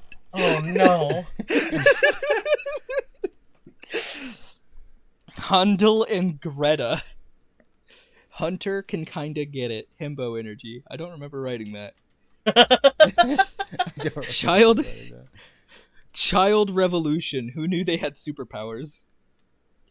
Zephyr is a goddamn war zone. With baby bird bombs. The filthy imperialist birds and their child soldiers. War is hell. Yeah, but the birds, some of the birds look alright. Well, I did the Romeo and Juliet quest, and I wrote in my notes right after doing it. Well, you can certainly make love on the battlefield. They ruined it. The satyrs and fawns in Fracture Hills can kind of get it. And last thing about the fawns. Whoa, sick yo-yo! That's the last. The yo-yo tricks are pretty. The last thing I wrote in my notes was, "Whoa, sick yo-yo!" I just stopped writing and he notes kept after that. Yoing. He just kept yoing. You guys have heard the tale of the yo-yo master, right? Yeah. Okay. Yeah. You mean no? But yeah, those are I don't recognize those are it. all my notes. I think my favorite bit is the crab fatality, because I was just sitting there cackling at how, like, most of the animals that you kill and stuff, like they just disappear. With the crabs, they just functionally explode when you hit the. Yeah, you charge right through them. Yeah, it's like when you shoot somebody in the chest with a shotgun in Fallout with the bloody mess perk. They just fucking go everywhere. All right. Spoiler alert from my notes. I am playing Remastered right now. I've been slowly replaying it or playing it. I prefer the original version, and this is what I'm going to talk about right now. I'm playing the Gulp boss fight. This is harder in the Remastered. Spyro is slower, so therefore Gulp can hit you a lot more effectively. But you do have your dodge buttons. You can just abuse that. That's what I did in the first boss fight. But that is what I would call gay. Well, maybe you just have to be a little bit more gay. Honestly, I men about it. I regularly forgot that the dodge buttons existed. I used it frequently. The bumpers. Those weren't in the original game. They added them. I didn't know. I just charged at things or charged away from things. You played it how God intended. I was a filthy new player who used the dodge buttons frequently. I accidentally just hit them all the time on PC. It's Q and E, so I just keep accidentally hitting them. All right. Pyro gateway to Ripto's new asshole. Well, I mean, he's got plenty of them now since he's fucking boiled in lava. Yeah. All right, so we're going to go through this. The story is very simple. Spyro is tired. He just wants to go on vacation. So he's like, you know what, Sparks? Let's go back to Dragon Shores. We haven't been there since we did the first game. Let's go. And as he enters the portal, in another world called Avalar, this stupid professor's like, I'm going to catch a dragon. Is he voiced by SpongeBob? So is Spyro. Oh, they both are? Yes. Tom Kenny is talking to himself canonically multiple times in this game. I recognized Tom Kenny, and there was like one other voice actor I recognized. I don't remember who it was. So yeah, the reason why. Oh, Go. I'm actually gonna Google this real quick. So go on ahead. The reason why. Hey, get out of there. Sorry. The reason why he's trying to get a dragon is because this asshole called Ripto has showed up in Avalar, and he doesn't like dragons. They know this because he's very open about the fact that he doesn't like dragons, and he can apparently smell that there's no dragons in Avalar. So they're like, let's get a fucking dragon. Let's go to Glimmer, away from prying eyes, and we're gonna get a dragon. And like I said, Spyro just happened to be like, you know what? We're gonna go on vacation. Enters portal. He shows up, and everyone's like, "You're a fucking dragon," because he's small. Bunch of sizest assholes. Yeah, and then Hunter specifically is going on about like dragons are huge, and then he shows up. He's like, "You're a dragon," like apparently not realizing they could be small ones. This is immediately where I start realizing that they kind of ruined some jokes. We're already in. One joke is ruined. This joke was specifically made because of the hardware, but it's a funny joke. So the fact that it's gone makes me sad. And that is the classic, like a kid telling you how big something is, and they stretch their arms all the way out for the first example. So they just keep having to stretch their arms the exact same amount, but getting louder. Because he doesn't have fingers or anything, because it's the PlayStation 1. So he's just, they got teeth like this and tails like this, and he's just like yelling at the camera while his arms are not getting any farther apart. It's very funny. So I looked it up, and I think I was right. The voice actor for Elora is also Morgana in Persona 5. Never heard at of least it. in the Reignited trilogy. That makes sense. Oh, well, that makes sense. It's Cassandra Lee Morris in Reignited, I think. Okay.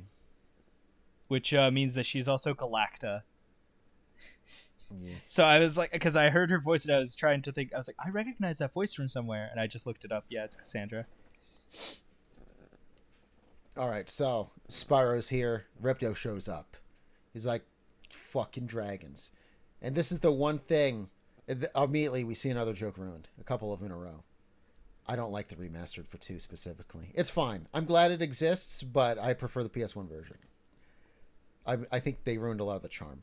Right away, he shows up, and he's like, you brought a dragon? And he's based, because he's the only one that's like, I don't care if it's small. It's a fucking dragon. It can, fuck it. Like, he's not taking it. He understands the gravity of the situation. Small dragon or not, it's a fucking dragon. And then he's immediately outdone by one of the fairies. Tries to take his staff. Causes Gulp to swallow it. In the remaster, Gulp just chews on it like an idiot. For no reason. Meanwhile, in PS1, it goes straight down his stomach. It throws down his throat and into his stomach.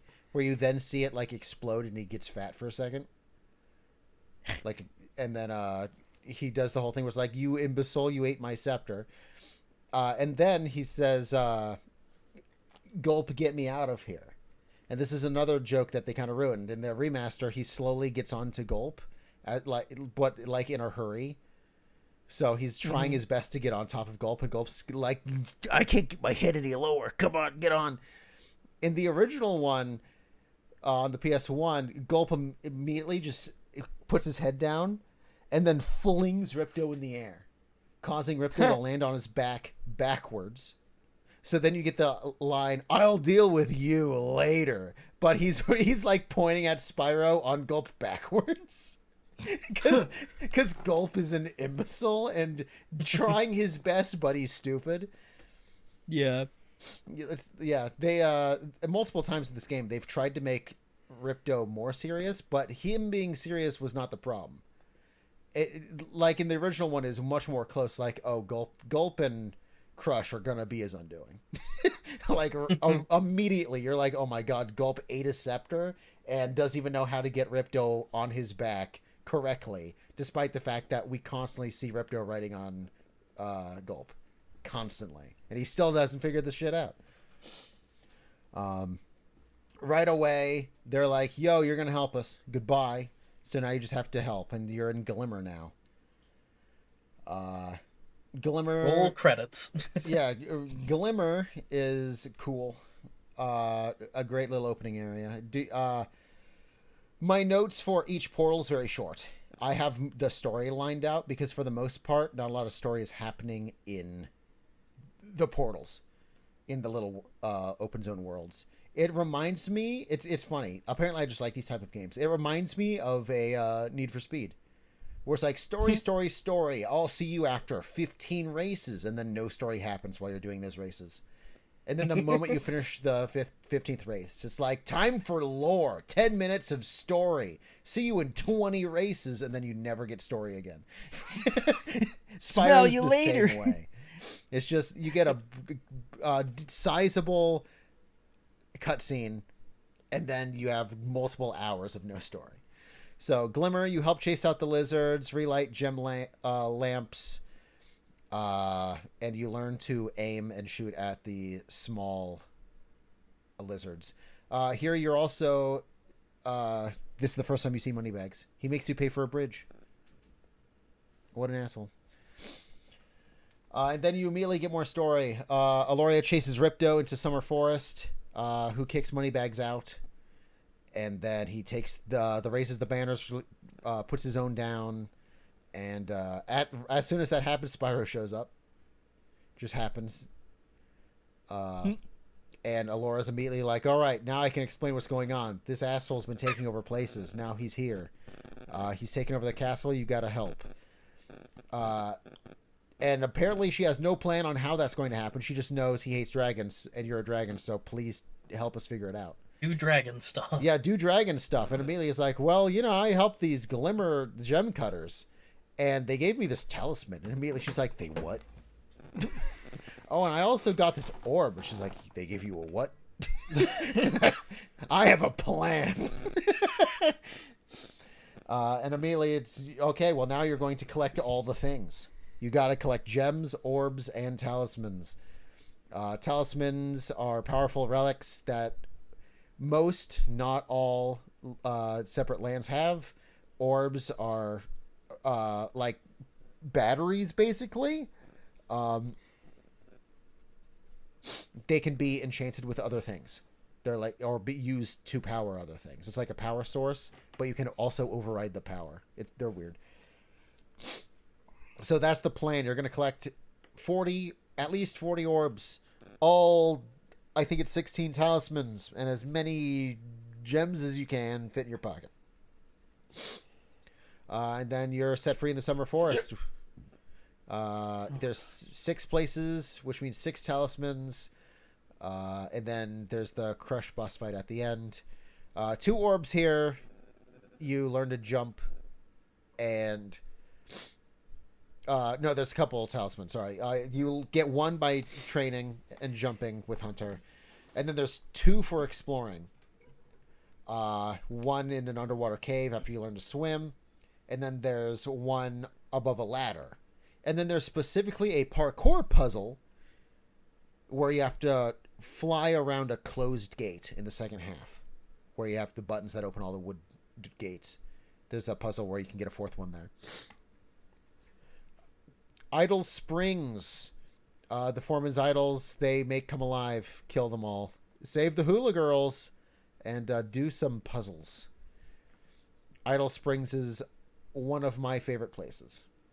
I like it. I like the music. Remastered kind of ruined it for me.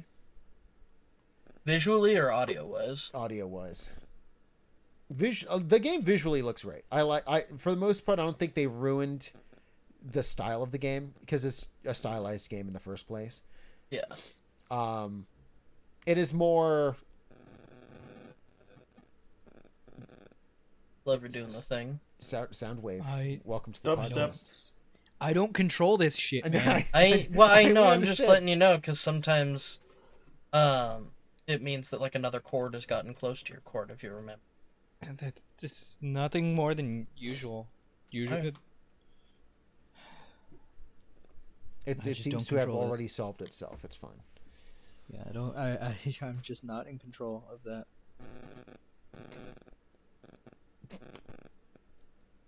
All right. What about the audio there? Did they ruin for you? What all the... Oh no, sorry, I skipped ahead. Where I have a problem with the audio is Colossus, the next one. The brothers, they changed what they say. To the point where I was talking to Fancy, it's like, now you understand the reference I'm always making. And Fancy was like, no, I don't. And then I finally get there in the remaster. I'm like, oh, no wonder you didn't get it. They changed what they say. Cool. What did they? So in the remaster, it's like they start to like hum, and it turns into like a water effect weirdly. Okay. It's like they hum and then gargle. Yeah. But in the original, it's just a guy going, why I ow, why I ow.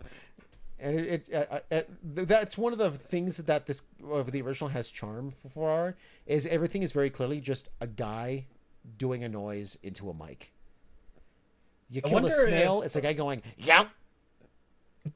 And that's it.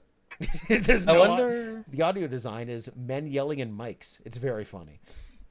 Because I know you can toggle between the remastered and classic music, but I wonder if that also affects sound effects? No, it doesn't. They redesigned everything. They have new voice actors, voice actresses. They redid everything audio-wise. And the only thing you can change back is the music. Damn. I don't have a problem with the music. Yeah. So yeah, Colossus, there's a Yeti, kill it. Hockey, get the ghosts out of the statues. Let's talk about this hockey, Fancy. Easy. You love hockey. Mm-hmm. Super easy. What if I told you that you played the easier version? The easier version? Yeah, they changed it in the remaster. Just a little bit. Yeah. This is also another joke they ruined, but you know. Lamau. So in the original one, the joke is, we find hockey to be a peaceful sport, right? And then immediately we get on and the guy's knocking you over and you're using your fire to knock him over. Yeah. But there's a joke underlying that, which is sports are like gruesome, but also people who are really into sports hate cheaters. In the PlayStation 1 version, the team you're going against in the second round are cheating. They're not cheating in the remaster. And again, I think it's because they saw the cheating as like, oh, they did that because like it was a hardware limit. And you're right, but they used the hardware limit to set up a joke about the fact that they're cheating. So like in the remaster, you hear there's an audience that's physically there. You can see them. And when you score, one side is like, yay! And when the enemy team scores, the other crowd is excited. In the original, if you score, everyone's excited. When the enemy team scores, they boo. Because they're cheating. And everyone knows it. So like Spyro kick their ass. One of the ways they cheat is if the goalie blocks your shot, he holds the puck until his teammate comes around and just picks it up. He just hands it off. So then you have to knock him over to steal it back. It's like, you motherfucker. You motherfuckers. Yeah, so the cheating happens, which means, or they took that out because they probably just saw it as a weird little quirk of the game, not actually realizing that they used it to make a joke. So now it's just a normal game of hockey. The enemy goalie actually just flings the puck in a kind of a random direction so you or the enemy AI could take it. No, in the original, he held that shit. He's like, no, my teammate's getting this. Fuck you. You can't do anything about it. You can't knock me down. Fuck you. So yeah, that's another thing they changed. Nice. And I'm going to start skipping over the other ones because Colossus and Idle Springs are my two favorite, and Glimmer. Those are my three favorite in the opening area. The others, you have the same thing. There's 2 or 3 orbs to get. At the end, there's a talisman. That's basically it. You've got Hurricane, Sunny Beach, Aquarian Towers, and then you get to Crush's Dungeon. A weirdly easy boss fight compared to the other two. You make him kill himself. Yep. That's it. You just get him mad. However, when I did this boss fight in the remaster, the last time he had 1 life left, he would not hit me. He wouldn't try. My arm got tired trying to run from him. And finally, I had to be like, well, I'm just going to have to fake him out and make him try to hit me. Usually, he chases you, and after a minute, he gets mad, hits the floor, and then that's what hurts him. But that last time, he did not. He had to try to hit me. It was weird. Wulfryk, what were you going to say? I was gonna say, yeah, I also had, for whatever reason, during his last phase, he was like, he was only spamming like the, because he could go and do like the magic burst. Oh yeah, there's three phases. One is only the electric things you have to jump over. Second is electric and fire. And then the third is that, but he also chases you instead of just getting mad where he's standing. Yep. Did he prefer a magic type for you? Yeah. Which one? Yeah. The fire. Yeah, you just get him to kill himself, and then we get more story. Admittedly, I'm not having an amazing amount of input here, just because like most of my time in Spyro was just thinking about other Spyro games I played when I was a kid. So, well, tell us about that shit. How about that? How about you open your mouth? I'm sure I'll talk about it. So the biggest comparison is A Hero's Tale, which is what I played when I was growing up, and I was just like, all Spyro games that I remember playing as a kid had a theme of different breath types, which I don't think was at all a thing in the first 3 games. They introduced that in Enter the Dragonfly. That's when they started like the bubble breath. Is that in Into the Dragonfly introduced? I'm pretty sure. Because The Hero's Tale also had it, I think. Well, I never played Hero's Tale, and I know for a fact that Enter the Dragonfly had bubble breath. So. Yeah.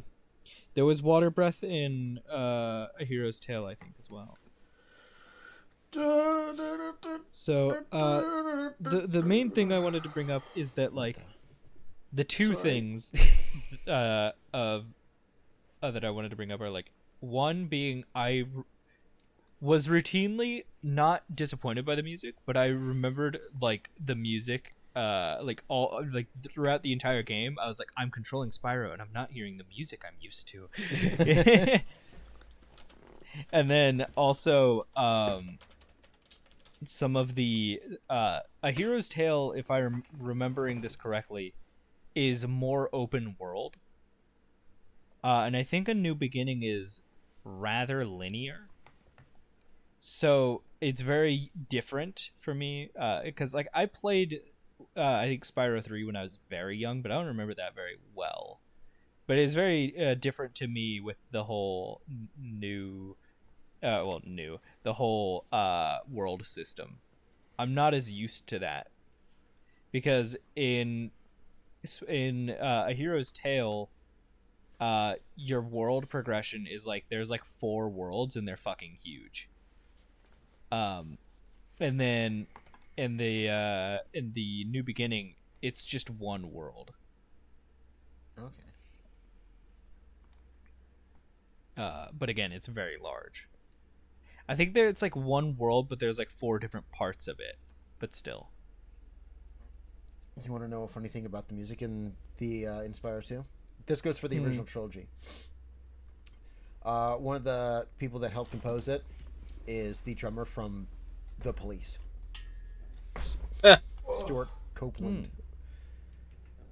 Yeah. No one really knows what he helped with, but he was there. He's in the credits. This is like common lore. It's like he did something. It reminds me of Call of Duty Modern Warfare 3 2011, where it's like Sledgehammer helped. They made a part of it, but no one will tell us what part. Did they do the campaign, the multiplayer, the co-op part? No one knows. But they're on the box, and they helped. I looked it up, and Enter the Dragonfly is before A Hero's Tale. I didn't think that was the case, but it is. It's the first 3 games, then Season of Ice, then Season of Flame, then Enter the Dragonfly, then Attack of the Rhinox, then the Crash Bandicoot and Orange ones, then A Hero's Tale, then Shadow Legacy, then the Super Pack, I guess, in 2005. Then the Legend of series starts, and then Skylanders, then...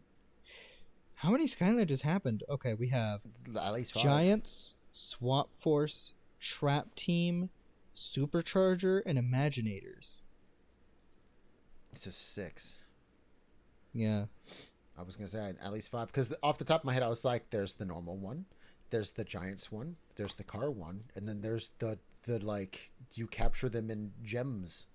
And then there's the one where you rip people in half and put them back together.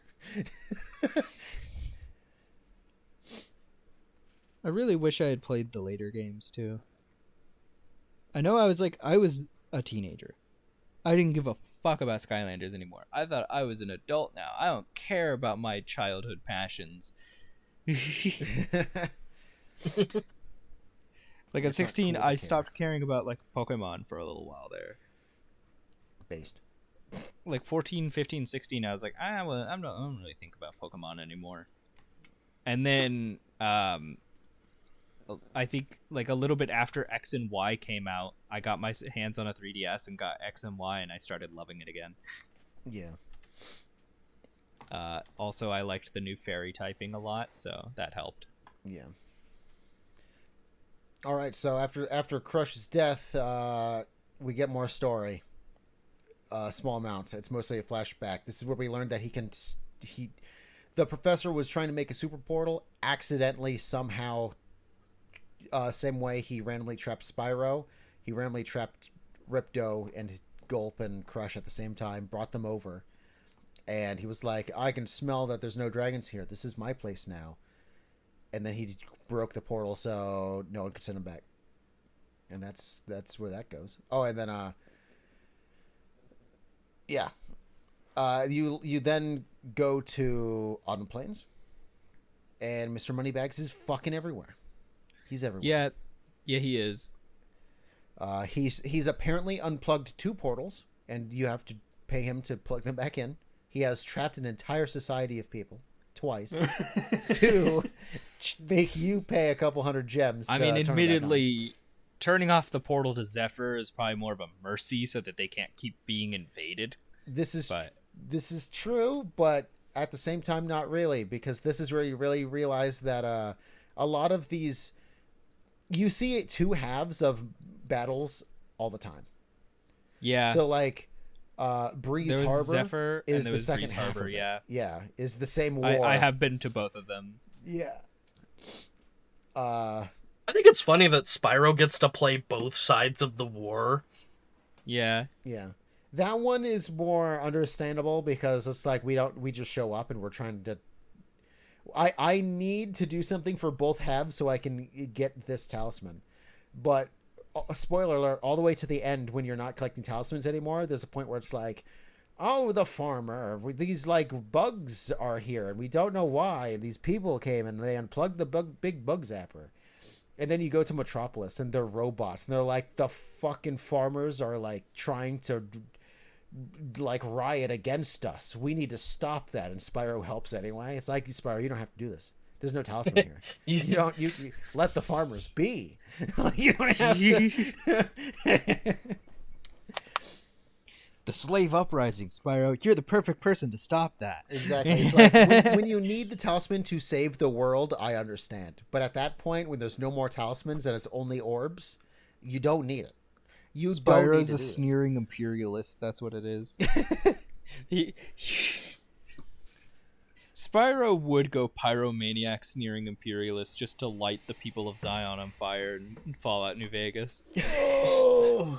So yeah, Moneybags unplugged 2 different portals. He also teaches you to climb. At least that in swimming, he's actually teaching you a new mechanic. I can understand those two. Those ones make sense. Hey, kid, you want to learn a thing? But his Climbing is favorite weird thing though is because you'd think Spyro would know how to climb a fucking ladder. the one thing I'll give Spyro, the original trilogy, is this: every time you learn a thing, that is base mechanic for the next game. Spyro 3, you can climb ladders from the beginning, you can swim from the beginning, and you can head bash from the beginning because he learned them. Oh, that's actually really cool. Yeah. What did you learn in 1 to go to 2? Nothing. The core Fuck, mechanic man. of how you play the game. Yeah. The core mechanic of nothing. The big thing that 2 teaches you for free is the flutter mechanic. Yeah. Oh, the Yeah, glide jump thing. Yeah, that is not in the first one. So the jump, there's not as many far jumps. They're a lot closer. Yeah, the flutter is what actually makes there's like challenging parkour in the game now, which is one of the reasons why I prefer 2 over 1. 1 is just a lot more simple. I can see that.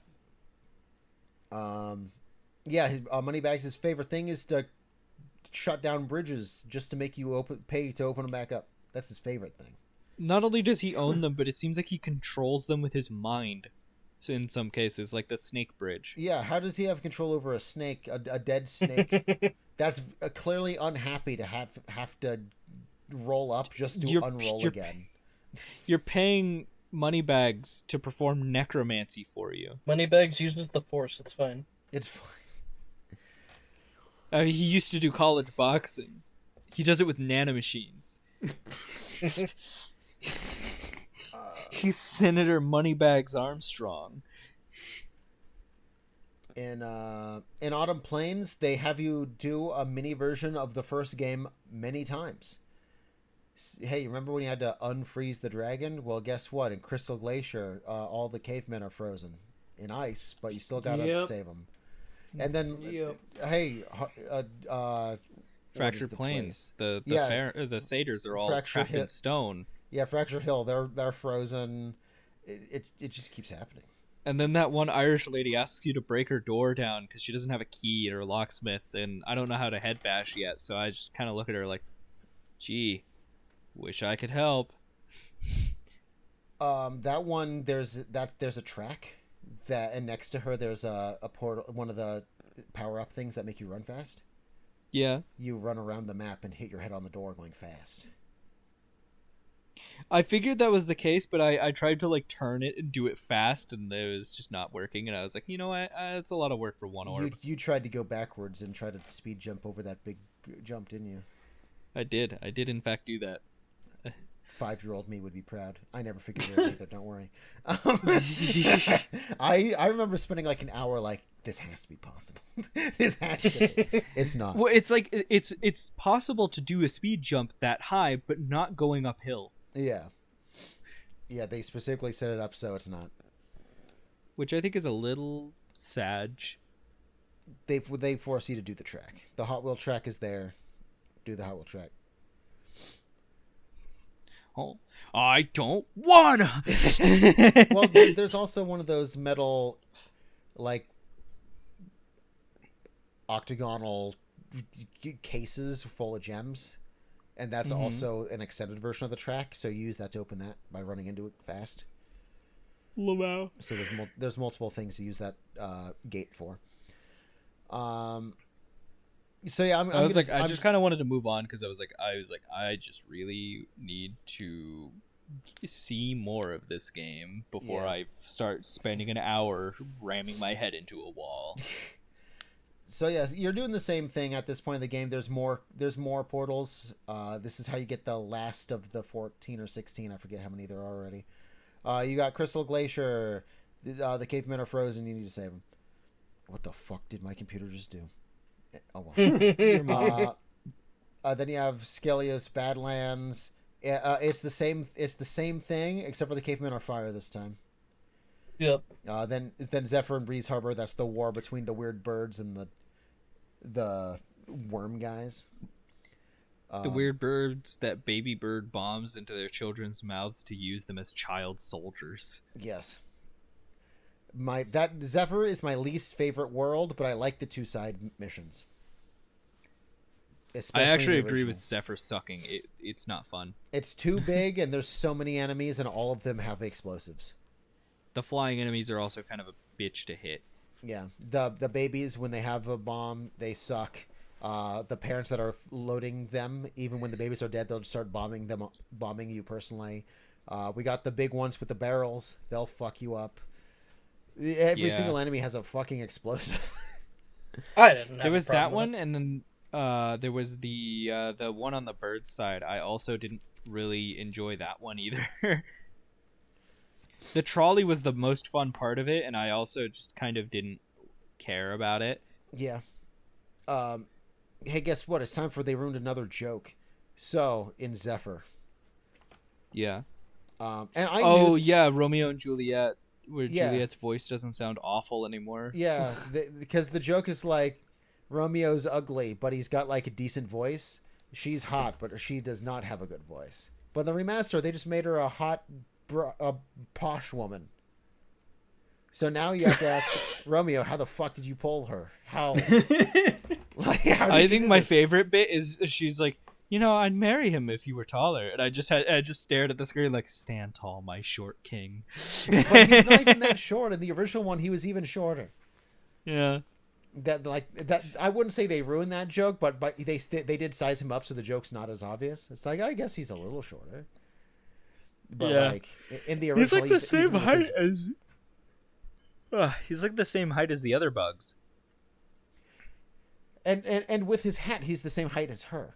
But in the PS1 version, even with his hat, he's way shorter than her. Yeah. Like he's actually tiny compared to her in the PS1 version. She kind of looks taller than she is just because of the way that she's built. She's built like a flamingo. Yeah. But still. There's also the did you do the Little Bo Peep mission in that one? The what, Pete? The Yeah. what mission? You have to wrangle up the Unfortunately. cow elephants. Oh, no, I didn't do that. Yeah. I kept seeing those guys around and didn't know what they were about, so I just kind of bullied them when I saw them. Yeah, there's another guy who calls himself Little Bo Peep. And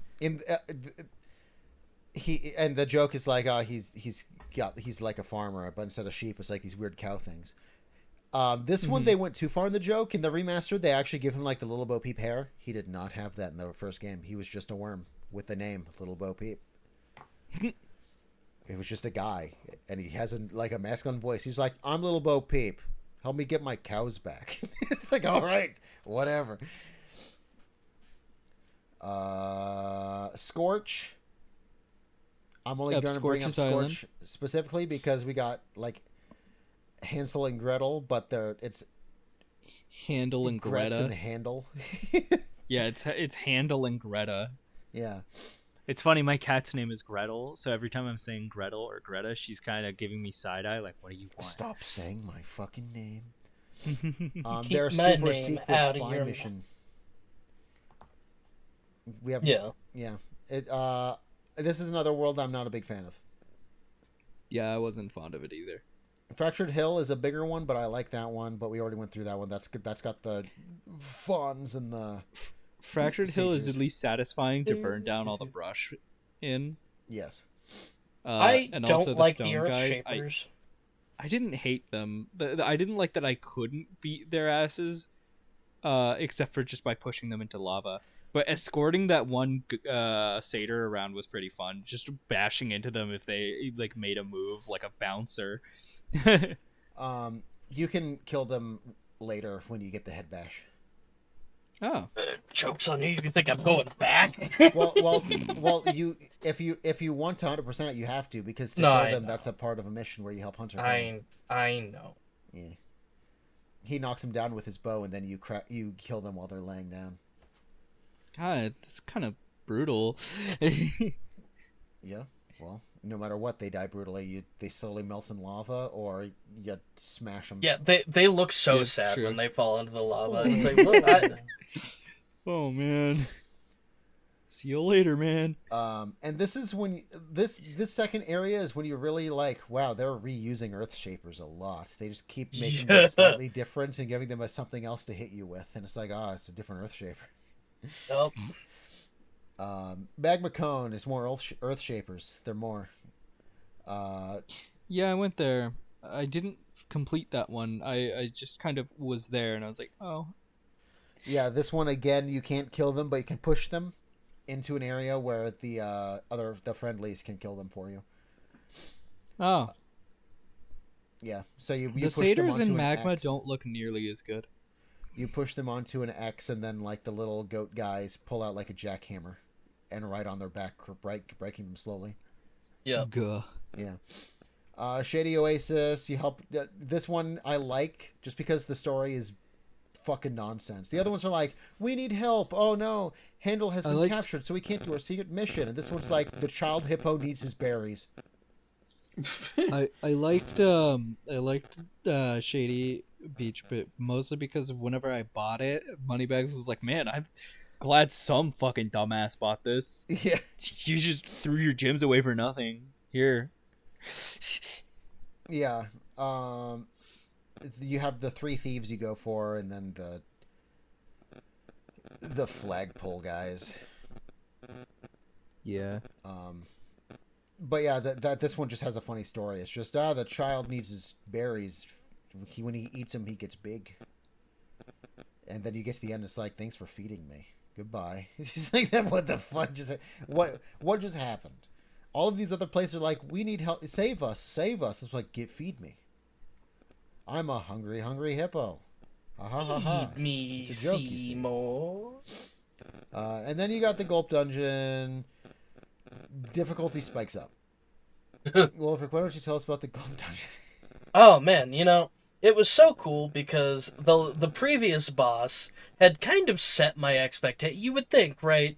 The first boss of the game would like set your expectation of what you should expect from bosses going forward. No. I didn't even make it to Gulp, if I'm going to be honest. Rush? So did you make it to Gulp? No. Oh. You two I did crush. slack it. It's a 10-hour game. My defense, Oblivion Remastered came out, and I was spending a lot of time in that, and I couldn't peel myself away from it. I'm really sure you were. I haven't gotten to play it very much because I was committed to doing other things that I had committed Thank to. you. You might not have enjoyed the game, but I respect you. Well, I did enjoy the game. I was just locked in, man. So, yeah, Crush is a joke. Crush is baby boss for baby players, easy peasy. Gulp says, "Hi, you thought you were having fun with this game? You thought you were pretty good at this game, huh? What if I could fire projectiles that go exactly where you're predicted to move based on where your input is? And what if I could eat your healing items that you desperately need because I can read your inputs and it heals me? What if I wouldn't stop spamming those projectiles?" Yeah, so Gulp is, hey, we'll help you. Hunter's going to fly in a bunch of stuff, but Gulp can do exactly what you do. So there's explosives that you can run into to blow him up. Well, if you're too close to him and he runs into one of those, you're fucked. There's rockets that you can swallow and fire at him. He can do that too. There's bombs that you can light and then knock into your direction. Guess what? If it's lit and he moves it, you're fucked. Healing items, you can eat them, so can he. It's like, oh no. Yeah. Also, Hunter's a dick. 9 times out of 10, he will drop them where Gulp is between you and the item. Fuck you, Hunter.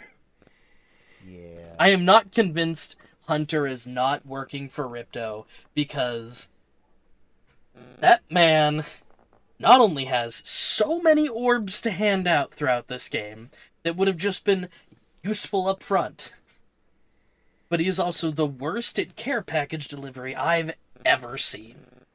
Yeah, it's like, Hunter, you know I need orbs. Why do I keep doing things for you and you pay me in orbs? Just give them all to me. You'd give me like half of them. Yeah. I don't need to help you collect the monkeys for an orb. Just give it to me. We're trying to save Avalar, you asshole. Yeah. Why did you get yourself concrete shoes? Because And why are you paying me an orb for supposed to that? be gold. yeah, he was told they'd be gold. Well, I know he was told they would be gold, but he's stupid. Yes, he also caused the calamity in Reignited.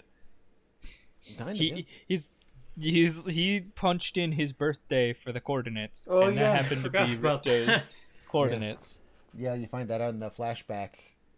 I'm gonna put in my birthday, and immediately, like, the fairies knew. They're like, they whisper to Alora, like, "Hey, this is that."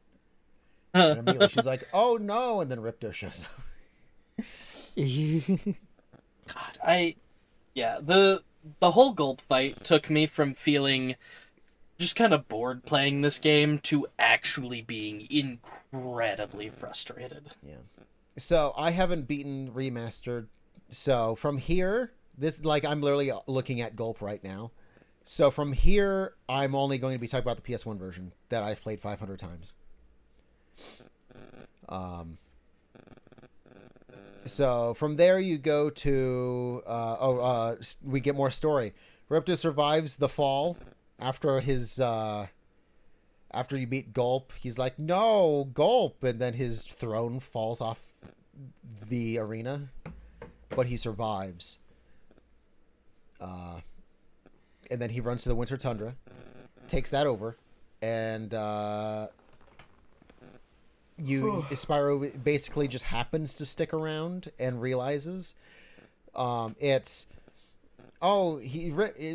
dead because he fell off the edge of the world. Surely he's dead. Here's Spyro. Here's your reward, a chair, because we know we know you want to go on vacation. So why don't you go here? I'm gonna go clean up the mess. And Spyro's like, well, I guess I'll stick around because I got my chair. And he dozes off for half a minute, and then it's like, I better go with her. And then immediately it's like, oh, he's alive, and he took over a third area. It's like, wow, Spyro, thank God you didn't leave right then. Thank God, because we would be in trouble. I don't remember the chair thing happening in the remaster. Oh, really? I admittedly was paying significantly less attention post-Gulp, but I don't recall the chair scene. I'm going to Google it right now. Post-Gulp clarity. I'm going to look at Post-Gulp clarity. end scene. Here we go. You're welcome. Yeah, no, you just weren't paying attention. It happens. Okay, good. It makes less sense. The chair the giant throne just falls backwards. In the original one, the floor underneath the throne falls. Because just like in the first fight, the arena is actually falling apart. Yeah. But the chair does fall off. Okay. Then you get to Winter Tundra. If you manage to 100% every single portal with talismans up to this point, you can just skip this area and go to the final boss. This area is more for, hey, you had troubles? Before you backtrack, there's reasons to backtrack. But before you have to, here's some more places that only give orbs. I almost had to backtrack, but with Metropolis and the farm, I was able to finish off my little orb collection. And nice. I would like to let everyone know that I 100% the game again just for this on PS4. I did it. Yeah. Yeah. Amount of dedication that I don't have. The remake. Oh, I have notes for it. You'll know what you get for 100%ing it. You'll know. I'll tell you. What were we gonna say, Wulfryk? Nothing. Okay. Well, I like the game. I had no problem. I 100%ed it in like 4 days. It's fine. So from here you have Mystic Marsh, Water Wizards. You've got the Robotic Farm, Metropolis, Cloud Temple. These places all have like, instead of a talisman, when you do the basic story, you get an orb, and then there's the usual 2 to 3 orbs extra. Like I said, it's just an area for before you backtrack, because if you don't want 100% it, backtracking is just for you have to if you haven't got enough orbs. But this third area is, if you're only a couple away, do these, you should be good. Right, and I do like that the game gives you that chance. You don't have to backtrack if you don't want to. But at the same time, you might have to. It's another option. which immediately takes you to Ripto's dungeon. Well, I was going to say someone else explain this one, but guess what, Wulfryk? You're the only one that's also played it, so you're going to do Ripto's dungeon too.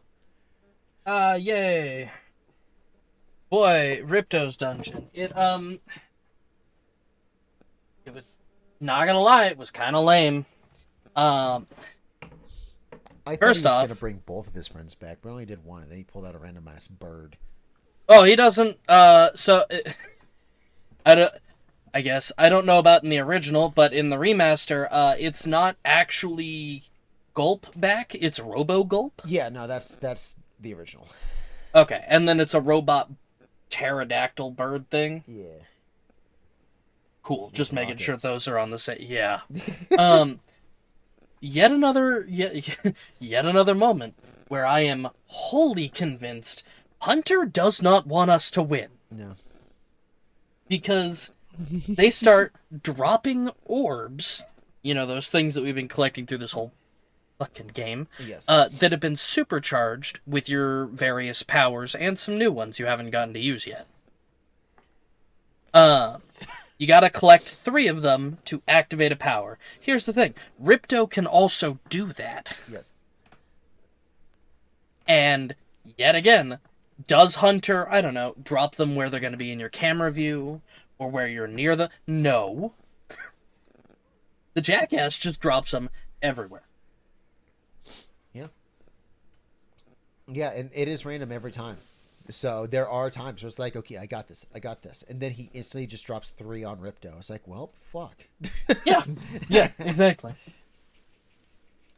Or he drops them where you can't see them with your camera right away, so you don't even know they're there until Ripto goes running for them, and you're like, shit. This is why a pro strat is always left or right, doesn't matter, run in a circle.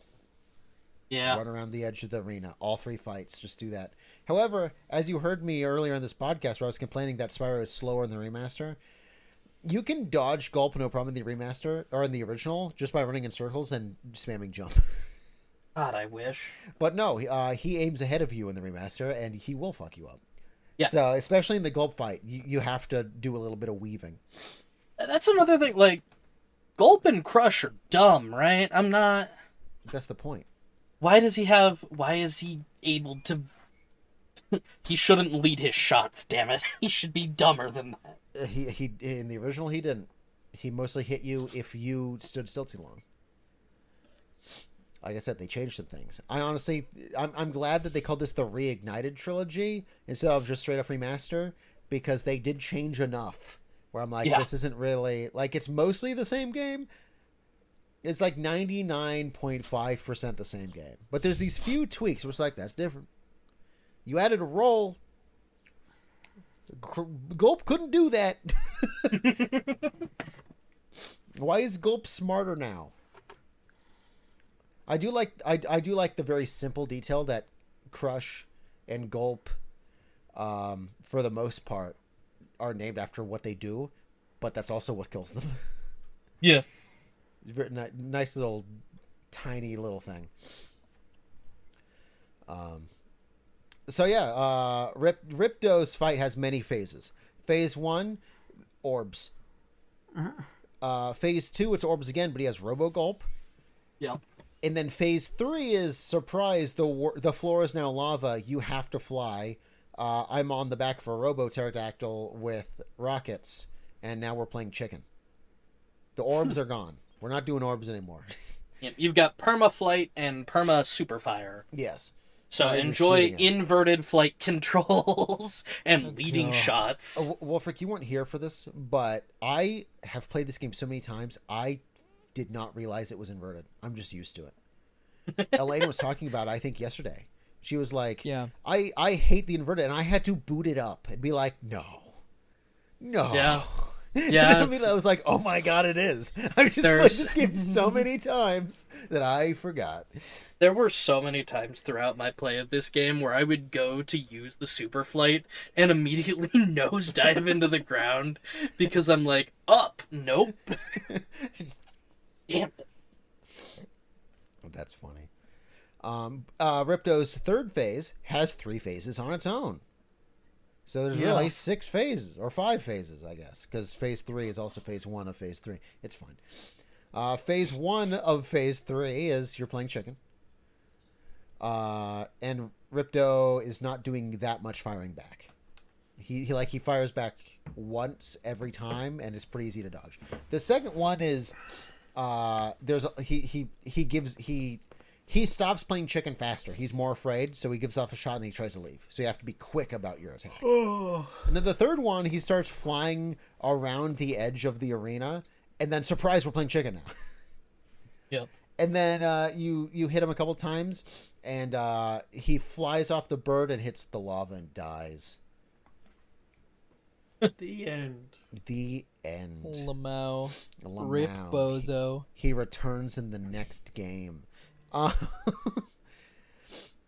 That happens. Everyone's like, "Oh yeah, you're the only one that knows this part." Not the next game, the game after next.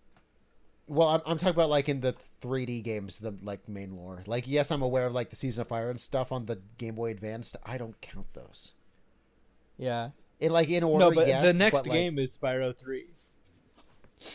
Oh yeah, no, you're right. I'm an idiot.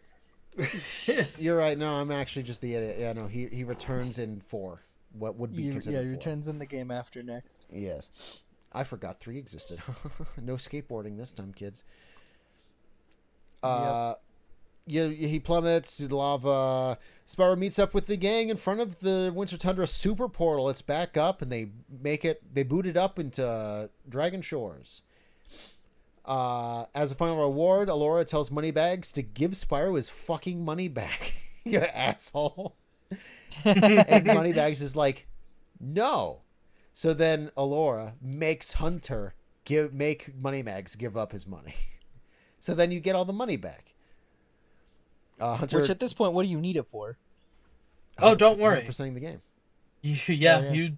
There is a thing you actually need it for. Yeah. Okay. There's a door where you need 10,000 gems. 8,000. Is it the maximum that you can get? 8,000. It's 10,000. Is that the maximum 8,055 orbs. Did they remove gems in the remaster? Maybe. No, it's 8,000 gems. I I guess less, maybe. Yeah, I don't know. On the PS1, it is 10,000 even. Yeah, looking at it, when I looked at it, it was 8,000 last night. Maybe it counts down based on how much you have. I had 4,000. Never mind then. Maybe they upped it to 12,000. Did they remove orbs somewhere? And 55 orb. There's 55 orbs? That's what the door said it required. There's 64. If it's the door, I think it is. Did they? Here, hold on. I'll boot it up right now. Did they make that door? So those numbers what I'm saying might be correct. What they might have done to give you a reason to use what you get, they might have not required you to get all of them, so you have a reason to go back and then get more, just for fun. I bet there's 10,000 in the game, because there's 10,000 exactly in the game. But in the remaster, they might only require you to have 8 to get it.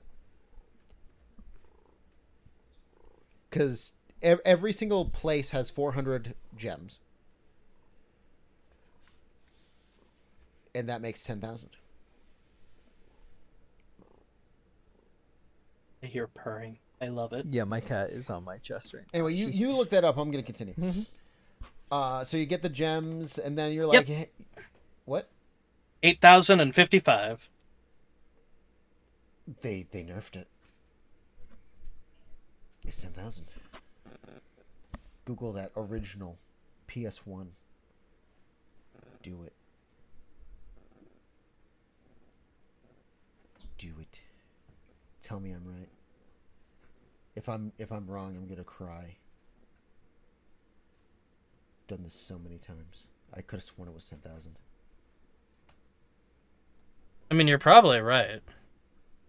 But I could be wrong. I'm an idiot. It's possible. I'm not even denying that. I could have dreamed up something I did 2 days ago. I've done weirder things. I once met a YouTuber And before I realized I was meeting him, I did the white city thing and got offended for him on his behalf for no reason. I'm an idiot. Have I ever told you that story? While No. you're Googling that? I met a YouTuber called Pat the NES Punk at the Portland Retro Game Convention in October a couple years ago. And I got him to sign my stuff, my badge and everything. But I didn't see him. I saw his shit first. But I didn't know he was coming to Portland. So I was looking down, nothing at this table I want, nothing at this table I want. Oh, look, like some Pat the NES Punk like shirts and stuff. That's cool. Oh, they have his book. Wait, they have the second book. That one like just came out. Did someone scalp his books and they're trying to resell them here? Well, that's fucked up. I gotta get a look at this asshole. I look up and it's just Pat himself, and I'm like, oh yeah, that makes sense. And I could see he was confused because he was like, this guy in front of me is going through something. It's like, don't worry, I just got I got offended on your behalf for no reason. It's fine. Can you sign this? Big fan. It surprised me. It actually scared me when I looked up. I was like, it's him. I wasn't prepared. So yeah, then you go to Dragon Shores, and Dragon Shores is like barely a beach. It's like a really weird theme park. There's more shit to do. End game content. Surprise for me, in the game you're allowed to actually visit Dragon Shores, play minigames, and get 10 tickets to gain entrance to the theater. The worst thing in the game to unlock, because it's a waste of time. But hey, I do it every time because more game.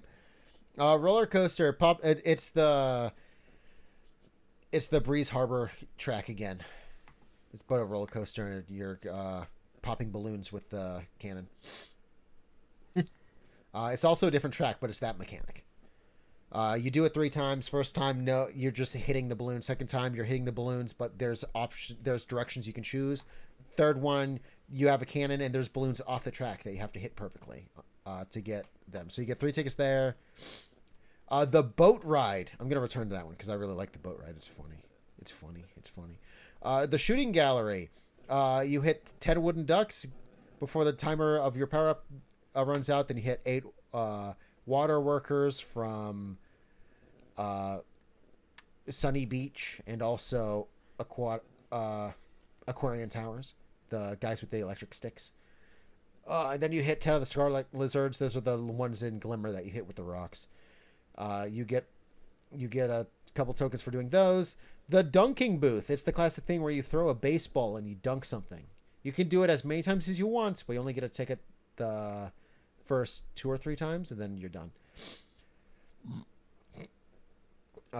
Endless fun. Yes. Up to a prize of 3 times. Another one you can do as many times as you want, but you only get a ticket once, is the boat ride.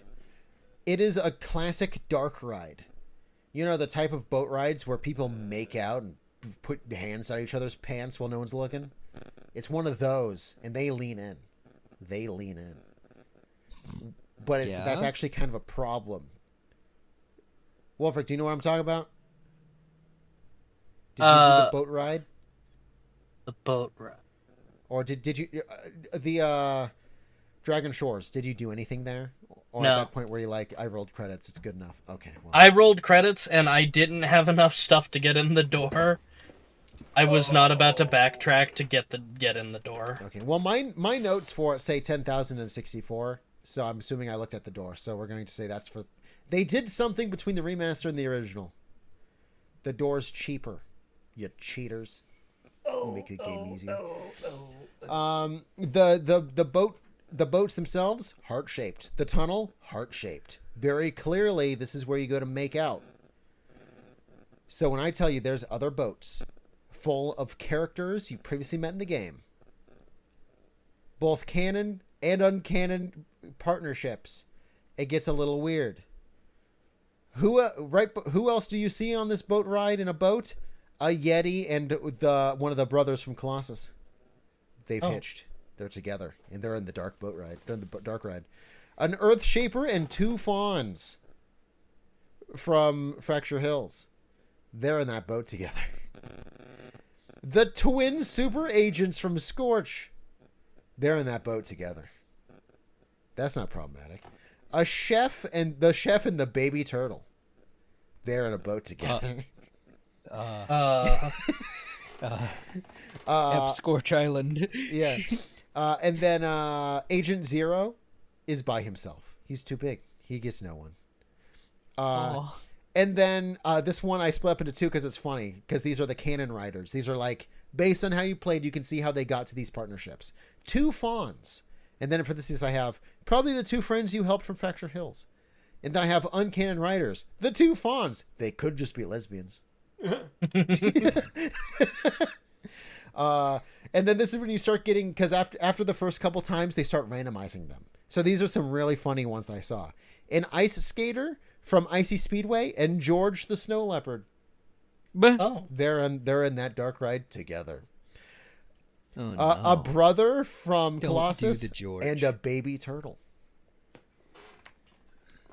That's not... a chef and a fawn. She found herself a cook. I don't know what to tell you. An Earth Shaper, a fawn, and a baby turtle. These are some weird polycules. Yes. An Earth Shaper, a fawn, and one of the brothers. A baby turtle and a fawn. A yeti and a fawn. A fawn and a brother. And a baby turtle and a brother. The baby turtle really is like... The fawns are showing up a lot, it seems. At the end of the boat ride, it also randomizes secretly someone got off a boat and got on with Spyro. Oh my god. Usually it's a fawn. But sometimes it's the chef. And other times it's a brother. And sometimes it's the snow leopard. Oh no.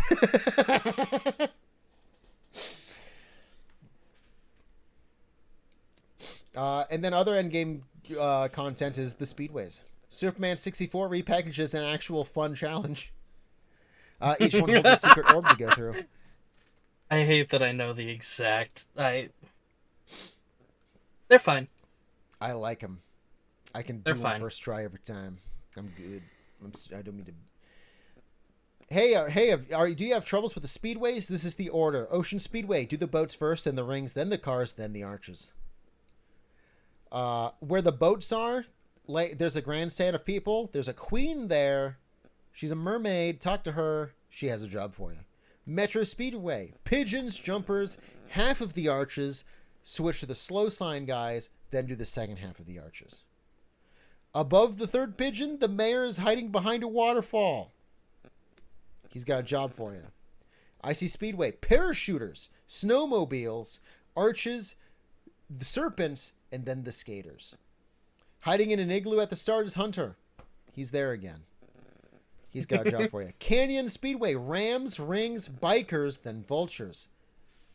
Above the starting area-ish, there's a hole in a wall at the top. Hunter's there, and he's got a RC plane with a gun on the back.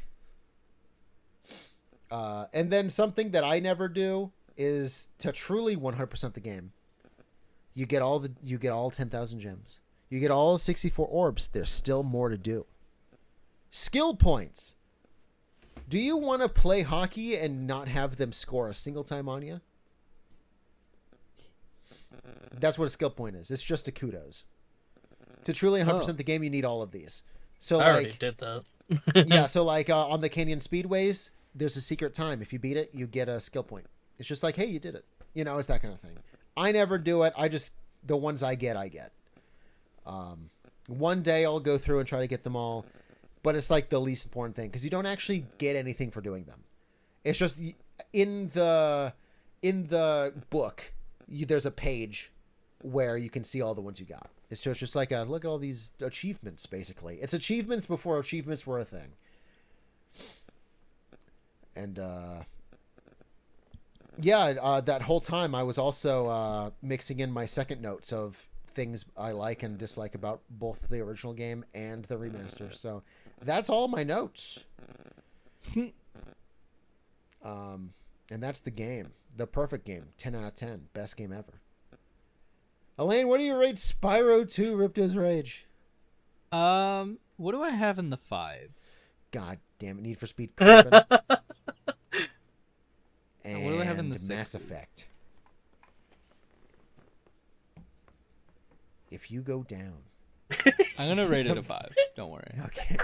I'm kidding. I don't care. It's just Yeah, I'm gonna give it a 5. It's great for the nostalgia. massive. And I had fun playing it. It's a fun game. I am in a boat of it's not my nostalgia. You know what I mean? Yeah. No, I I understand respect that. it. I listed some problems with both the original and it. I don't have my rose-tinted glasses on, but I like the game too much not to give it a 10. Mm-hmm. It's not a perfect game. It's a perfect game for me. It's like perfect for me. Understandable. Fancy, what do you rate Spyro 2? Fancy, wake up and rate Spyro 2. Huh? Rate Spyro 2, you sleepy bitch. I'm sorry, I couldn't focus while you were going on and on about the notes. On and on about my favorite game. Listen, Eelayne got away with it with doing it in Oblivion. I can do it with Spyro. Eelayne was the main person talking in Oblivion, and we're doing it with Spyro now. And you know what? You could do it too. I could, but I Recommend don't one of your favorite take games and then detailed don't shut up notes on about it. any of the games that I picked. I didn't need to take notes. I did it for the audience to understand what we're talking about. So there was... I could talk about this game with It's a no game notes, no where problem. you play as a purple dragon and you shoot fire. Yeah. It has a... Lad, I have a quest for that, you. You're saying Moving- Spyro 1. Spyro 1 is, go in order to save the dragons. This one, you at least have to collect all the things. It's more. It's just a collectathon. Yeah, it's a good one. It's the perfect one. I don't enjoy them. They're too. What? They feel too old to me. They feel too old to me. I'd feel the same if I was playing like Crash or any of those old platformers. Sorry, Crash music. Oh, what are you rating Spyro?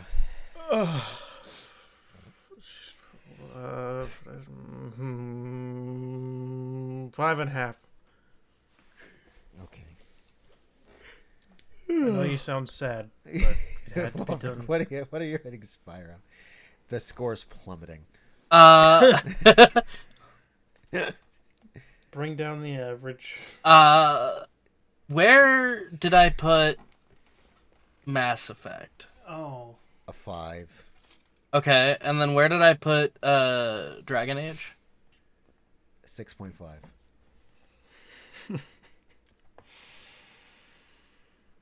Huh. I don't know if this will make you change your mind, but you put Monster Hunter Wilds at a 9.5.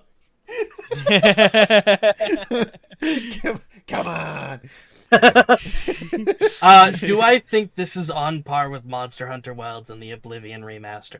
No. Do I think the other people are being maybe a little harsh? Yeah. I'm not trying to be harsh. 5 is No, like I enjoyed my time, It's So here's the but I thing. wouldn't play it again. This game had me bored.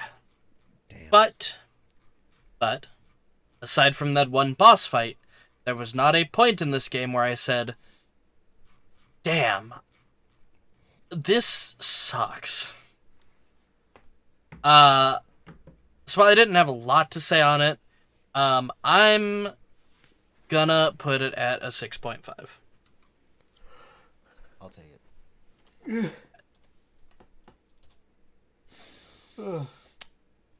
So what's the average? All right. So, the official score for my favorite game of all time is a 6.75, which means it is better than Pokemon Coliseum. It's a victory. Yeah, Yeah, we'll I'll give take it that. I'll take it. It's a victory. It is also better than Need for Speed Carbon. I'll take it. It's better. Yeah. The average is still better than Dragon Age Origins. Victory. Wow. So, it's my turn to pick the next game. It is. And What do you? I'm gonna pose to you guys a question Green. of which would you rather play? Blue Dragon, Area 51, or Mech Assault? I don't know what any of these games I are. don't know. Ooh. What any of those are. Is it Spyro but blue? No. Damn. Blue Dragon is a JRPG. Oh, Area Uh, 51 is an FPS, and Mech Assault is a mech game.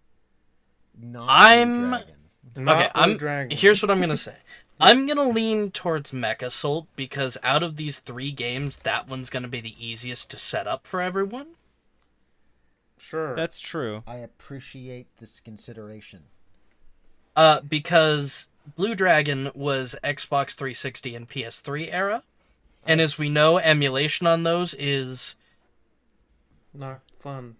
Area 51 and Little Mech fucked Assault are both original Xbox games, Yep. so worth pointing that out. The difference I know is, which of those I would prefer. Yeah, do you want a mech game or a first-person shooter? You know exactly what I want, Lo. Yeah. I'm down with either. Honestly, I just don't want to. I can't do a JRPG right now. You know exactly what I want. I guess, you know what? I'm gonna give consideration to Dirk and say Mech Assault. All right. We're gonna play Mech Assault. Welcome to the BattleTech universe. Mech Assault. Mech Assault. I played this game with my sister whenever I was very young. And we had a blast playing this together, and I hope you guys enjoy it. There was a secret 4th option that Dusty could have inputted if he wanted to, which was in the list of games that I was willing to play. One of them was A Hero's Tale. You could have interjected with that, but now the time has passed. I don't want to make people bored of Spyro. True. Because next I'm doing the Need for Speed we need to circle back around to, and then I'll probably do Spyro 3. I'm just warning.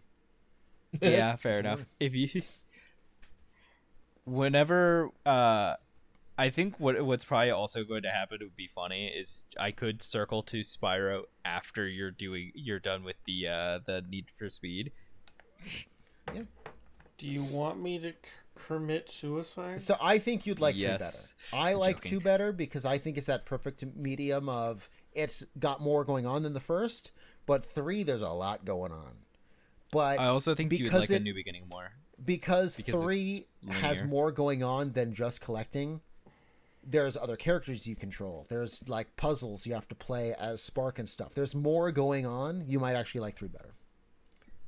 A New Beginning has like if I remember A New Beginning. And if you beat A the Hero's game, Tale, you if can I remember skateboard. correct. If I remember correctly, with A Hero's Tale, by the way, I'm pretty sure it's like you only have to do enough to reach the boss. You don't actually have to collect everything. There's like a boss in every one of the main game worlds. Yeah, Spyro 3 falls back on Spyro 1 a little more. It's less, you need to collect all the things because each thing does something different, like paying off an asshole and opening portals and getting things from portals. Spyro 3 goes back to, someone stole the baby eggs, get the eggs back. And it's just, you're going for the same thing in random areas in each thing. It's just get the eggs. 2 was wild because anytime I was doing anything important, I was just sitting there questioning how suicidal the cavemen are that they just run into the mouths of these dinosaurs. Yes. And then they become an singular bone. And singular bone. Yes. You know what's funny about that? Technically, I don't know if you noticed this, that they don't have any bones. Yeah. That, It's just the bone they're wearing. Yeah, that bone is the one that they have in their ponytail and their hair that gets spit out, so they don't have any bones. Does that mean that they would be a very good delicacy to cook and eat, as you wouldn't have to debone them? Boneless ribs. Boneless. Boneless.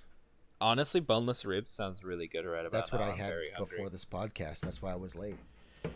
My grandpa made boneless ribs. Like your pizza, boneless. And here's Want the that thing shit about boneless ribs. boneless. They are really good. They're a little less satisfying to eat. But also, like, if you, because listen, I'm a weirdo. I like to gnaw on the bone. All right, give me the bone. Okay, well the gnawing Ribs on the are bone the part I only get. Ribs are the only thing where I'll do that.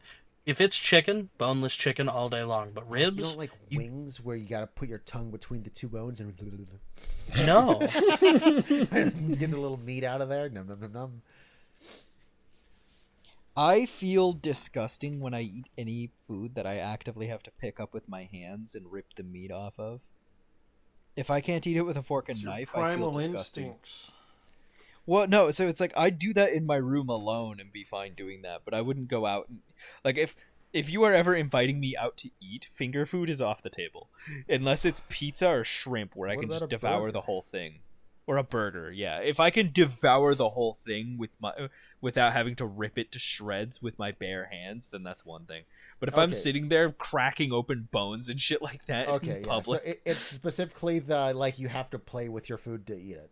You're not Yeah. if in company. You're not gonna get crab legs. Be like, give me the hammer. actually, crab legs are the exception, but only because there is a tool to crack open the leg.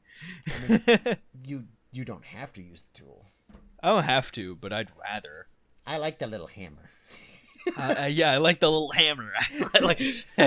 I don't like all the juices and stuff being all over my hand. So now I have to get a napkin or drink it off my fingers. Oh, fist in the mouth. Get all of it off.